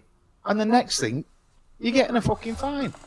Yeah. It's happened. But here, see, to be honest with you, here that's what people are doing. You know, in the last couple of weeks, there's been a lot of people here who've just been having barbecues, having get-togethers. Yeah, they're doing it here. And they're They're basically doing it here. And when the police show up, they're just chasing them. They're just saying, "Fucking mind your own business." Away you go. You know. So as long as you're, Yeah, but I did see in the paper the police chief has said that all, whether it was arrests or whatever that were made under this COVID thing, were all unlawful. They've all been rescinded. Yeah, Yeah. I agree, Nick. It's not a rule. It's not a law. It's a guideline. well, that's what I said to the copper that pulled us over when we were out the bike run. I said, "What are you going to take me to court for? Minding my own business?" You know. He's not seen you on YouTube, has he, Del? I'm still minding my own business. They don't. I'm no I know, but what I'm saying is, everyone's saying, "Oh, you've got to follow the." There's that fucking Dominic, whatever he's called now. He's driven all the way from London to Durham, because his kid's not well and they've got COVID-19, whatever. And the media's going fucking ballistic to get his fucking reins cut and get him sacked. Mm-hmm. Well, if it's your kids involved, Del, you'd do anything to look after your kids. Of course, Nick would. I would. of course. My kid's now 22, so I've no worries anymore. She's a grown woman. But if she was 6 or 7, oh, fucking hell, I'd have driven from here to Land's End. Yeah. You just do whatever you need to do to make sure that kid's fucking safe. What's that? And they want to take his job off him and fuck him up for doing... I mean, I voted Tory this time because of Brexit, but I've never voted Tory in my life. I never could again. My hand was shaking like a fucking dog shit in razor blades when I was putting the cross on that spot, and I had to do it. And then here's a quick one for you, Del. What about all these migrants? We're on lockdown, and all these migrants are coming across the fucking channel. Have you seen the Nigel Farage show? No. Well, I've seen them. Yeah. There's thousands coming across. Oh, well, And the French are fetching them so far into English water, and the English... well, why are sea these? defence. But what you need to ask the question: why these people are trying to get here? Why are they not staying in France? France is not a country at war. Is that where they're running from France? Yes. No, they're running from Afghan, Africa. They're not. So they might have good reason for why they're trying to escape. But why don't you stay in the first safe country you land in, Del? Well, maybe they've got an idea in their mind about where the safe It's countries are. economical. Maybe, It's economical to get to England. maybe We'll it's a give you a risk house. assessment. Maybe it's a risk assessment for them, and they think that these are the safest places to get to. Well, no, I don't. You know what? think You know, again, David, isn't it? Yeah. A lot of this is fear propaganda as well. Yeah. The issue with, I'll tell you what, even as a Brit myself, coming back here, and I don't have that many rights, and I wouldn't be able to beg and feed off the system until I put something into it. And it's very, very difficult.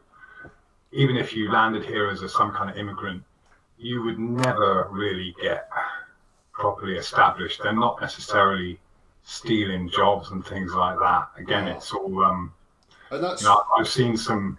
No, Nick, I'm not saying that. What's happening is they're coming across here after paying £5,000 or whatever it is they pay in the dinghy, which is unsafe, obviously, because the water's so flat at the minute. But when they get here, they basically push them to slavery. Oh yeah, well they're bonded before they get there. I mean, it's usually a debt that they have to pay off. well, that's. I mean, these things are very real. You know, like the Chinese had a real influx of marijuana here. You know, green. And a lot of their factories that they had going, it was situations like that where you had people brought over from China, put into these facilities, and they had to remain there, you know, for the full time because they didn't have a passport, they had nowhere to go. You know, there's loads of stuff like that going on that's obviously a real fucking issue that I would have a problem with. But when I hear all this mindless chat about immigrants and there's nothing specific, there's no real, you know, laying out of the situation, circumstances or whatever. And I'm like, these people are saying the same to them. It's like, well, you're quite willing to jump on and shout about immigrants and blah, blah, but yet you put up with people in costumes robbing you, your rights, your freedoms, your blah, blah. You don't get up in arms about any of that, but whatever the media, you know, offers you up as a focus of interest, that's where everybody puts their angst and their annoyance. It's like, fuck off. No, but hang on, Del. I've looked into this, and what happens is... Looked into it? What does that mean? What do you mean looked into it? I've done some research on it. Which research though? Research like what? Hearing stories? Well, no, not hearing stories, reading things, looking up things. That's finding- stories because finding facts for myself. You're not experiencing any of that stuff. What is supposed to happen, Del, is as soon as they get to it, say for instance now, let's say Syria, when the war's going on, and they get to the first safe country, let's say it be Germany. They should stay in Germany. They shouldn't move on any further than Germany. That is what the UN has said, and that is law. But they're not. They keep going. Germany invited all them immigrants. I mean, I don't want to talk about immigrants because it's a shit subject. What about a situation that, you know, there was a wave of immigrants one week and then the following week there's another wave, but the second wave contains people who know that their family have went to the UK or they've went there and they're determined that they're going to get to these places because they want to be with family or they've got a connection to somebody that they know. Yeah, okay, Del, but what about if you want to get on an aeroplane now and fly to Netherlands? You can't. But yet these boats coming across, there's COVID violence, we're on lockdown. And the UK are picking them up and fetching them in, ferrying them in. But there's disease out there, apparently. So why are we doing that? We should say no, go back to France. We're on lockdown here. I get what you're saying, Del. I understand. If you've got a family member here, of course you want to be with them. However, I just think the idea of fucking borders and all that. I agree with you. You know, people talk about division, but yet they'll never see the division up as far as their nation and these imaginary fucking borders, and they want to sit on their patriotism. Oh well, this is my country. I don't want you to come to my. And then the very next term, they talk about the government fucking division and all this fucking shit, but they're blinded to that. I absolutely loved what you said about Scotland before. I used to work in Scotland. I did 12 months up there in Edinburgh and the borders. And the first week I met him, it's an Englishman, didn't want to know. The second week, still didn't want to know. Third week, they've realised I'm just a man like they are. I'm just trying to earn a living. I'm trying to save them money on the stuff that I'm selling them. Mm-hmm. And then before I knew it, I've got a full Facebook channel now, and I've got over 480 mates on it. Well, that's all the same, Scottish. That's the same for these people that are fleeing to try and come here. I get that. They're obviously people like you and I, and they've got good justification for why they're fleeing. They're no tyrants and rapists and murderers, you know? I'm not saying that, Del, but if we're on lockdown, why are we not letting you fly to France, but they can come across in a boat? Mm-hmm. Yeah, I see what you're saying. You're kind of pointing out the contradiction in the policy there. It's hypocrisy. Mm-hmm. No, well, yeah, I mean, that's the thing. I mean, and again, that's why I think that this whole thing will eventually fall apart, because you cannot. It is logistically impossible to impose all of the shit that they're talking about and having us worrying about that they're going to put in place is not going to happen because it's logistically impossible. It's all pipe dreams based on the fear agenda. And fear agenda. I agree. The necessity they feel to prop up and perpetuate this, we're doing this all for you kind of image. Yes. They could just drop it, end of story. But no, that's the thing. Again, people in different, like Dale said, you know, you've got to put opportunists, and they've all been compromised. You know, whether it's Trump or Blojo or whatever, they've all been compromised on their way up the ladder. Yeah, and so they're just they're in between a rock and a hard place. They are suffering for their greed to get to where they want to be. It's not going to work out for them, and at the end of the day, they can be just swept off the chessboard whenever the time comes. Whether it's Bill Gates, whether it's some guy at the WHO or whatever. Okay, see ya, job done. You know,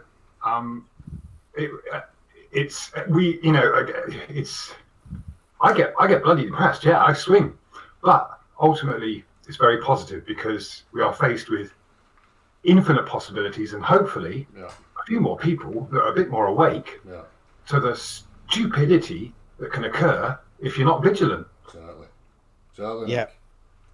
Yeah, I agree, Nick. Nicely said. But the only problem I've got is, like I said, I live in a house with 100 houses, a street with 100 houses, and I'm the only one that's thinking positive. I think the Earth's flat, and everyone else thinks I'm nuts because they think it's round, because they've seen it on the TV. And this is going to be the same, Nick. This is going to be exactly the same. Why have you not got a fucking face mask on? Because I don't breathe in my own breath. You come to that point where you realise that there is no point in standing on the street corner shouting at people and trying to get them to change their mind. Exactly. They don't want to listen. They don't care. And at the end of the day, exactly, Nick. And at the end of the day, that doesn't mean that. You know, I always say, look, I don't give a fuck about politics and all this shit. See if somebody's in need at a basic human level. That's all I care about alleviating. You know, it doesn't matter to me, you know, any of the rest of it. So say, I don't know, you remember this, like a few years ago, I had the 3 guys from some Christian. I remember them 3 guys, Del, Aye. and you took them in, give them breakfast and looked Exactly. after them. I remember that. I've Exactly. been watching you for years, Del. That's the attitude for me, you know. We care about fucking the necessities for people and make And sure. I'd do the same. Exactly. I'd do exactly the same. Yeah. All I'm saying is, if the airports are closed for you to fly to France, why is the British getting a changeover from France to fetch the illegal immigrants in? I mean, you can go to France and then apply for legal citizenship. Mm-hmm. Why aren't they doing that? No, they'll take a It's all chance. different departments. Again, it's not because, you know, the government doesn't act as one body. It's not. It's I know that, Nick, as well. I do know that. And I know it's Spreading a the load. fucking hurdles. And you've got to spread the load as well. You know, if Yeah. there's so many, then you know they've got to try and spread it across so that there's not a massive impact in any one given area. You know. But I think, you know, that it does come down to all of this comes down to the now. Just like when you met those guys, you made a decision there and then based on your communication and the vibe, Yeah. you know, and They were fucked. that was a glorious, miraculous moment. And you're not focused on anything else apart from now. And to be honest, I think that is what all of this truth seeking, if you want to call it, is about, because the only truth is now. Yep. Anything, even if whatever happened in the past, whether it's history or how we perceive it, is fiction. Yeah. And the future is even more so. It is totally, it's not something you can predict. It is not fixed, and it's not so, you know, all any of us can ever do is be in the now. And I think, as you know, if we were all doing that, responding to the needs of the people around us in the moment, it would all work out absolutely fine. Exactly, mate. Yeah? I No totally governments, no controllers, no dictators. But again, Nick, I'm back to the what I'm said about I live in a street with 100 houses, and I'm the one that thinks this is bullshit. I be the COVID, either be a ball earth, and nobody else believes me. So I'm outnumbered. But You're outnumbered. But you Dell's keep- outnumbered. But outnumbered in regards to what? Because you're the one that's placing relevance on that as if it means something. Because at the end of the day, you know, 7 billion people do not define me as an individual. No, I So- know they don't. so- But what they do define you as is me and you believe that this is not a globe.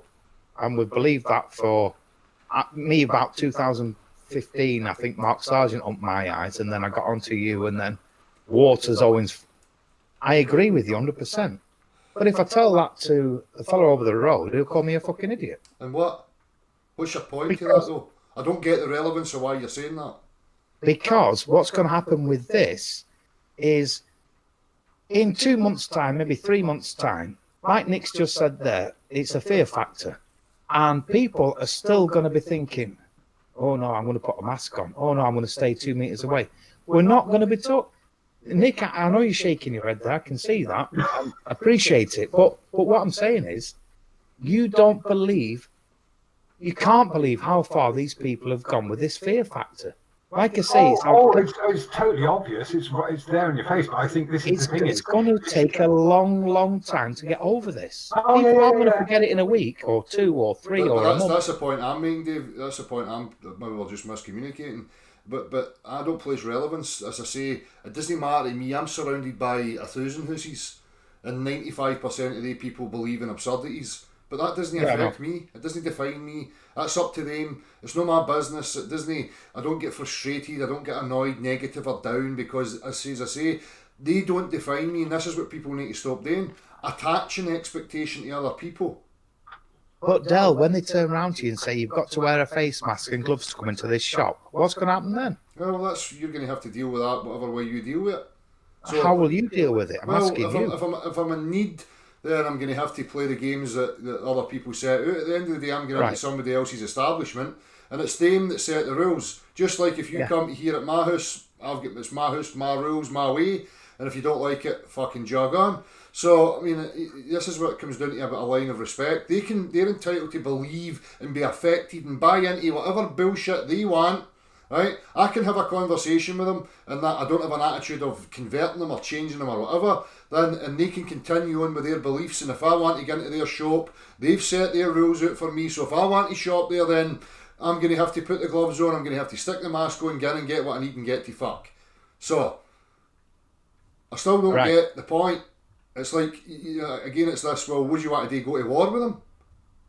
Well, no, that I think you misunderstood me, Dal, in the first place. All I'm saying is, if you've got a medical issue and you can't wear a face mask because you've got asthma or something, what are you going to do then? Explain it to them. You've got, I don't know. Dave, I'm trying to get to your attitude. You've got this as if you're trying to make a point, but there's no real specific to the point. So it's like you're just wanting to moan about a situation that's irrelevant, really. So, if you've got an issue, you can't wear a face mask, you go to the shop, they say you can't come in without a face mask, say, well, I've got this condition that disallows me to wear a face mask, so can you let me in, or could you get my stuff for me, or whatever? Fair enough. I mean, Dave, I'm just trying to, I don't get No. If they're going to go shopping for me, that'd be great. I'll ring them up and see if they'll go fucking shopping for me and drop it off. See, I'm like Nick. I just kind of adapt to whatever's happening at the time. Yeah. I've adapted. Like I say, I'm struggling now going to the shop because my fucking feet burnt to fuck. However, we just get through. We carry on. We keep adapting. We keep moving on. I don't go to nightclubs. I don't go to pubs, and I can't be bothered. Neither do I. I don't. I can't be bothered with the conversations with the majority of people. I don't fucking go to them and start moaning at them or whatever. I just know with who I am. I find the place that I need to be, and I walk that walk and maintain that for myself. That's the whole point. That's the whole message I've always spoke about.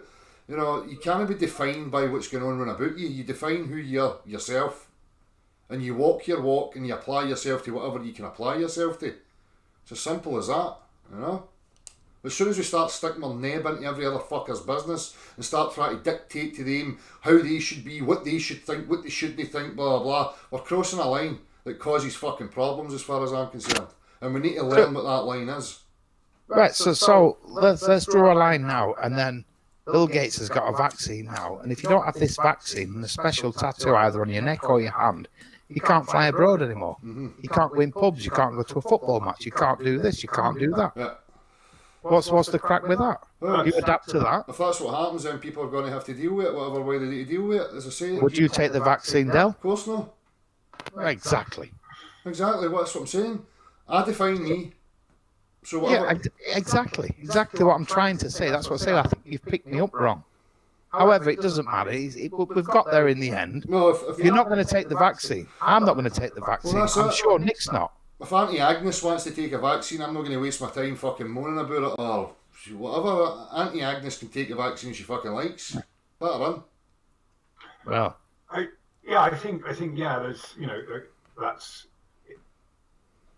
of course that's the agenda that is being brought about, but what we see in all of this is this impression from the media that's just advice for those who will listen. But it's not. None of this has ever been mandated, and I don't think it will be. No. Even the current kind of vaccinations and stuff. That, for example, I know that if my wife comes over here because she's Thai, she has to be tested for TB. Okay, that's I get that. I'm cool with that, and it would be if she had it, which she doesn't, but she's still got to be tested just because it's protocol, and then okay, I think we'd go that far. But this whole thing is so loose, and they're just having a go. They're just seeing if they can get away with it, and they can't.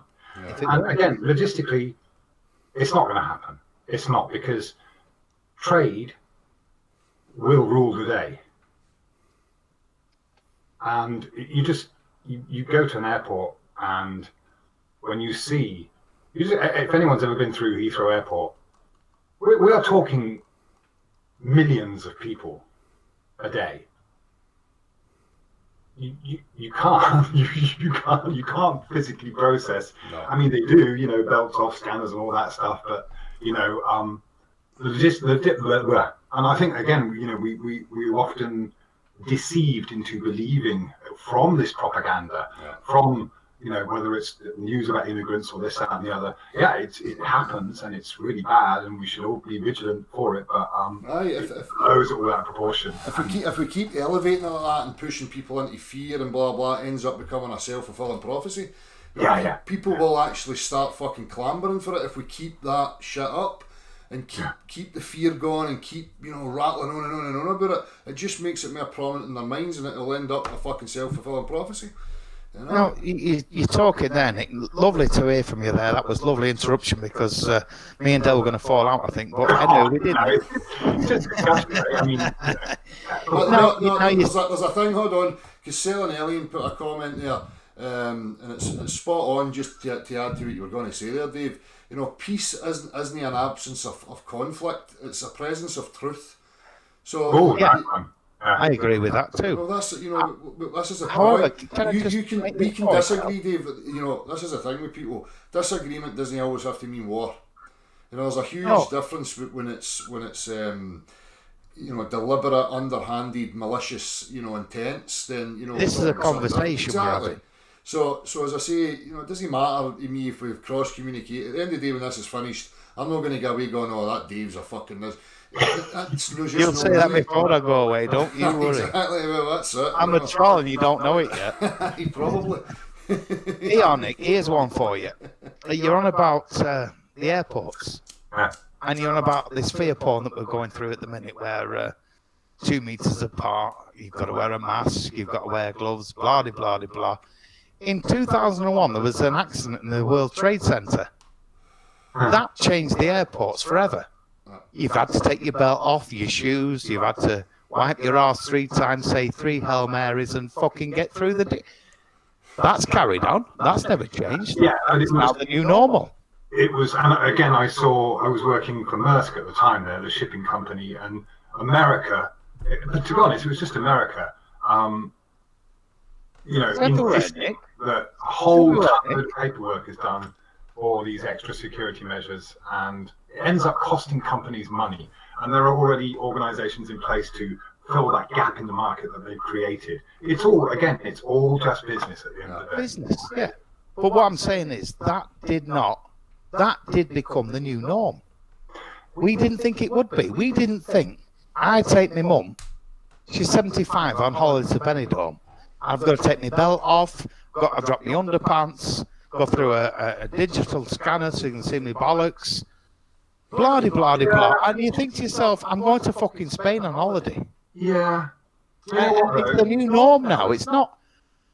Something from this is going to stick. I guarantee this, Nick. I reckon the 2 meter distancing is going to stick. I've got a pub around the corner from me. I'm sorry, Del, to talk about pubs because you don't like them. It's the oldest pub in Blackpool, and it's about, I don't know, 30 metres square all around. It's got 3 rooms. The most people that pub can have in it is 2 in one room, 1 in another room, 2 in another room, and then it's fucking full. You're 2 meter distancing. So how can that business survive? I shouldn't worry about it. Well, I don't mind the pub. It's all right for a bit of a natter and that, you know.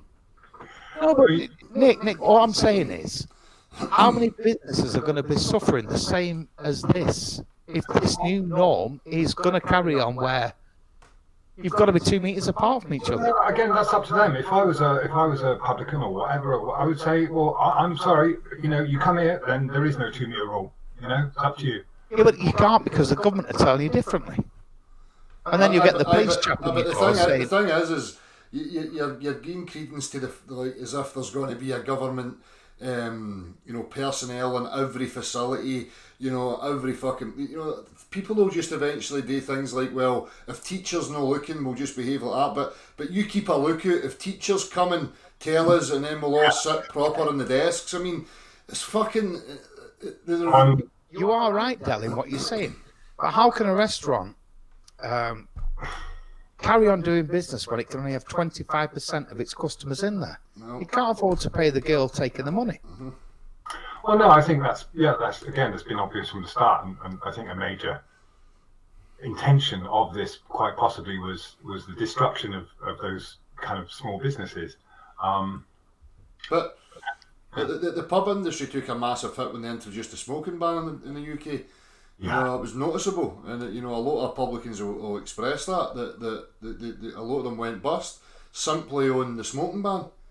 Yeah, but Yeah, I agree, Del. And what happened then is they got together with like the breweries, and they made decent smoking areas for people, yeah, and it was working. aye. Now what they've done now is they've taken restaurants, cafes, coffee shops, all them. They've just closed the doors. All they can do is sell takeaway food.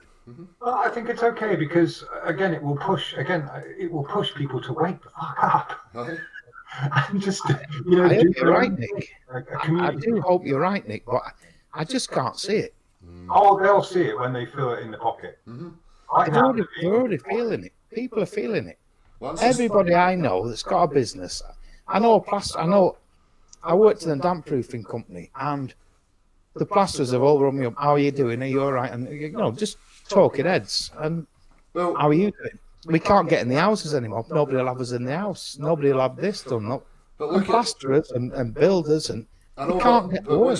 what Nick's for me, what you're saying, Nick, is I feel the same. You know, the more it gets pushed, the more it causes people to wake up. Look at the whole COVID thing. If you take a lot of these people who have appeared through the COVID news asking questions because of what's happening with COVID compared to say January, beginning of February, you know, these people were just living, you know, a delusional everyday rat race life.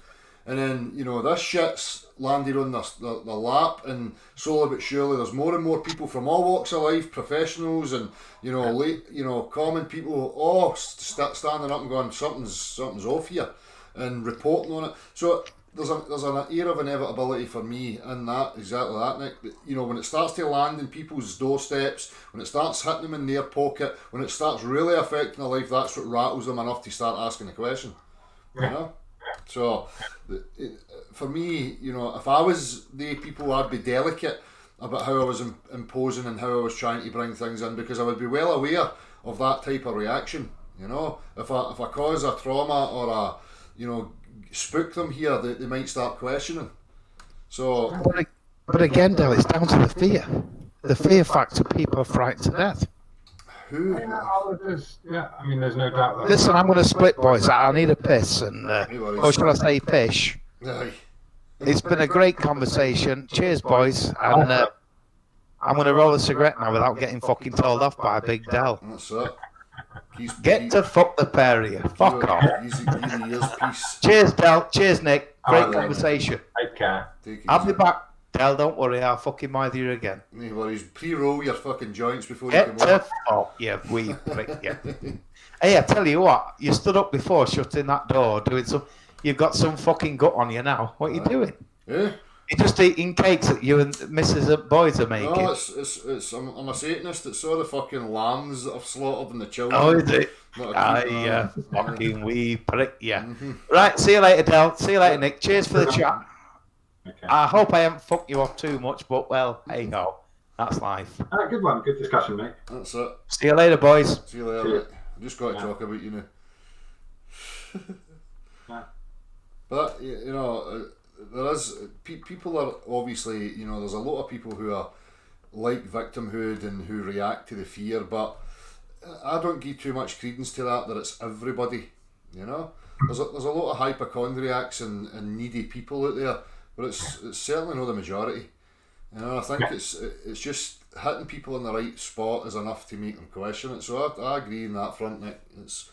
It's like the wild animal analogy. You can push it so far into a corner before it starts baring its teeth. Once it realises it's got nowhere else to run, it's going to come at you. You know. Yeah, yeah. And again, I think that doesn't mean that neighbours will turn on each other. No. And okay, you know, we've seen the protest and how that doesn't really, that's not affecting change. No. Because again, you're still, you know, you're demanding that the government do something, and it should be, well, the government can't do anything, and they can't do anything sensible. We've got to, you know, and yeah, I think you're right. You know, they, you know, that there is, otherwise they wouldn't have furloughed people and stuff like that. They just said, screw you, because they would be bashing down the doors of Parliament by now if Exactly. people lost wages for a month or so. Yeah, Exactly. But they're keeping, they're appeasing that, and the food supplies are there in abundance, and you know, so there's a transition going on here, and they don't want to disturb people too much. yeah, You know? true. Yeah. You know, it's again. So yeah, we could go off on all sorts of ideas about what the action agenda is, Yeah. but again, it is very fragile. I think, yeah, and like you say, that if those safety mechanisms and the support wasn't in place, then yeah, it would be. Well, that's it. As I always say, the number one thing is the food supply. You know, that's the number one controlling mechanism. Yeah. And if you really want to put it on the people, you fucking restrict the food supply, and then you'll see how quick the place would descend into fucking chaos. You know? Yeah. And the true, I mean, it would come about that, you know, you would have to defend your Yep. your thing. No, it would be survival of the fittest in that sense. Yeah, You know? yeah. But it doesn't mean that it would suddenly all go to pot either. No. For a wee period, you would have a bit of disruption, but as I said before, you know, I think the looters and the vagrants would have their way for, you know, a couple of days. Once they had got as much as they could pile up, then other people would start to realise, look, well, if we don't pull together and support and help each other, then, well, none of us is going to get fed. Exactly. So that would be a natural pathway that I would see happening, you know? Yeah. But obviously, as I say, you would have that disruption period that would last, you know, very, very short. You know, Sure. Once everything's been looted, it's not going to take a couple of hours for that to happen. You know? Yeah, I think so. Yeah, you know, and you know, it's we're trying to be detached from my own personal situation where right now I can't go and see my family, which is really shit. Man,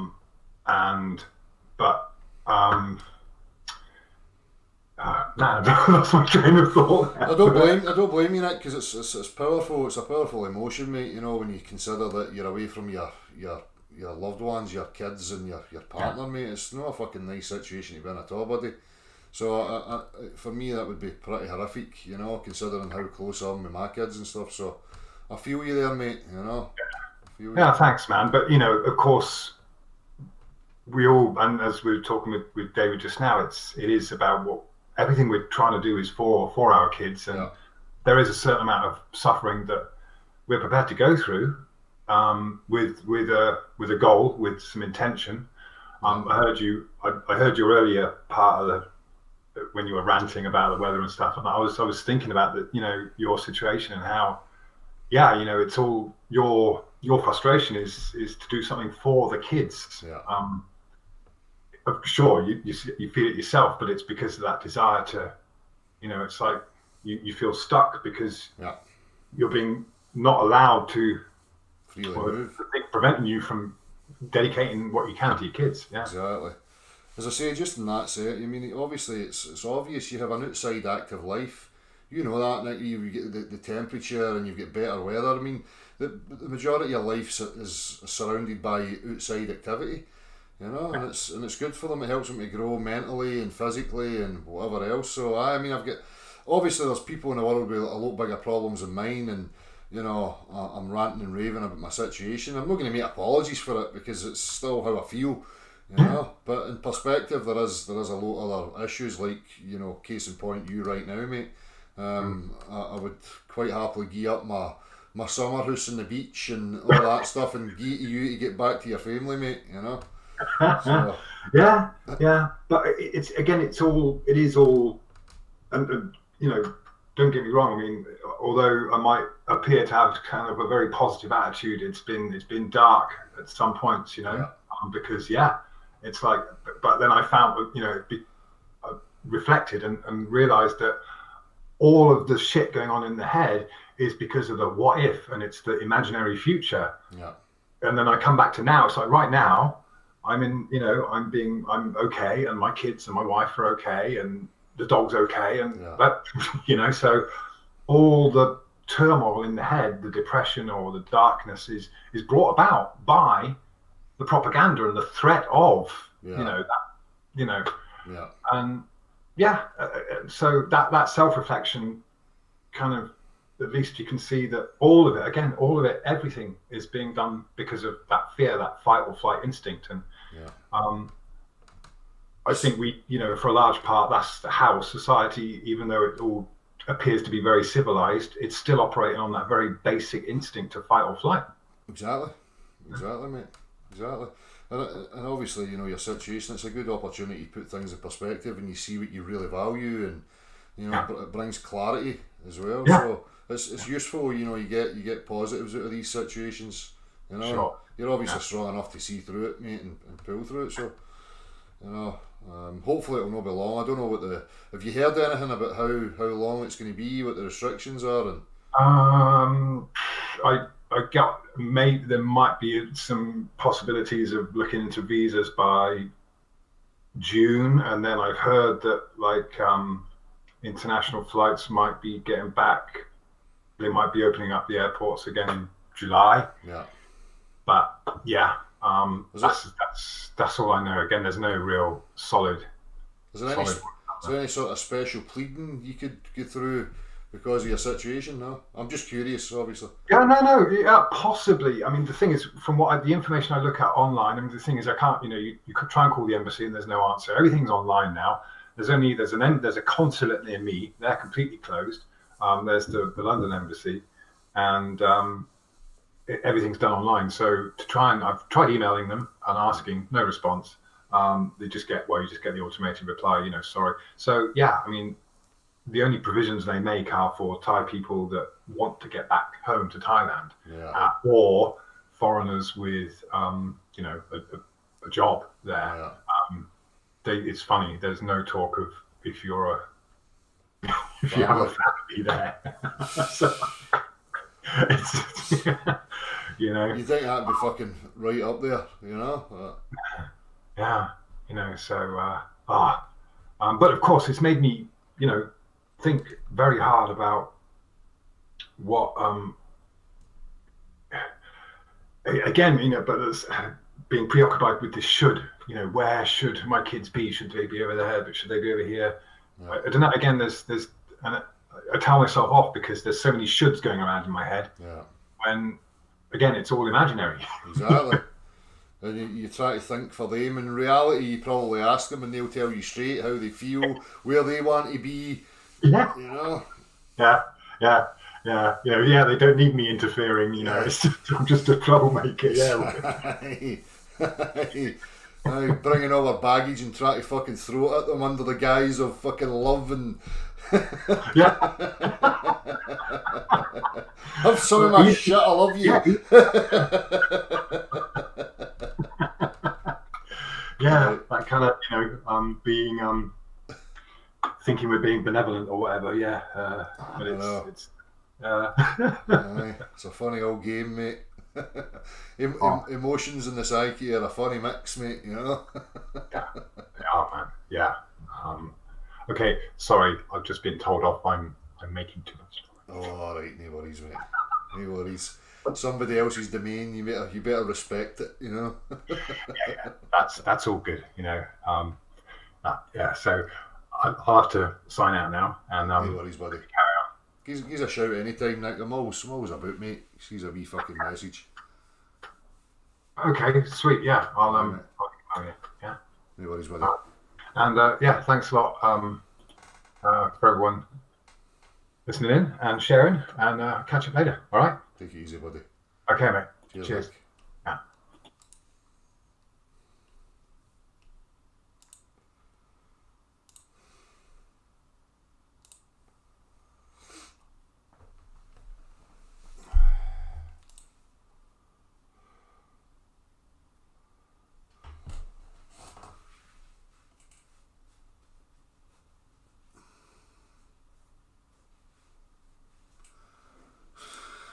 Right.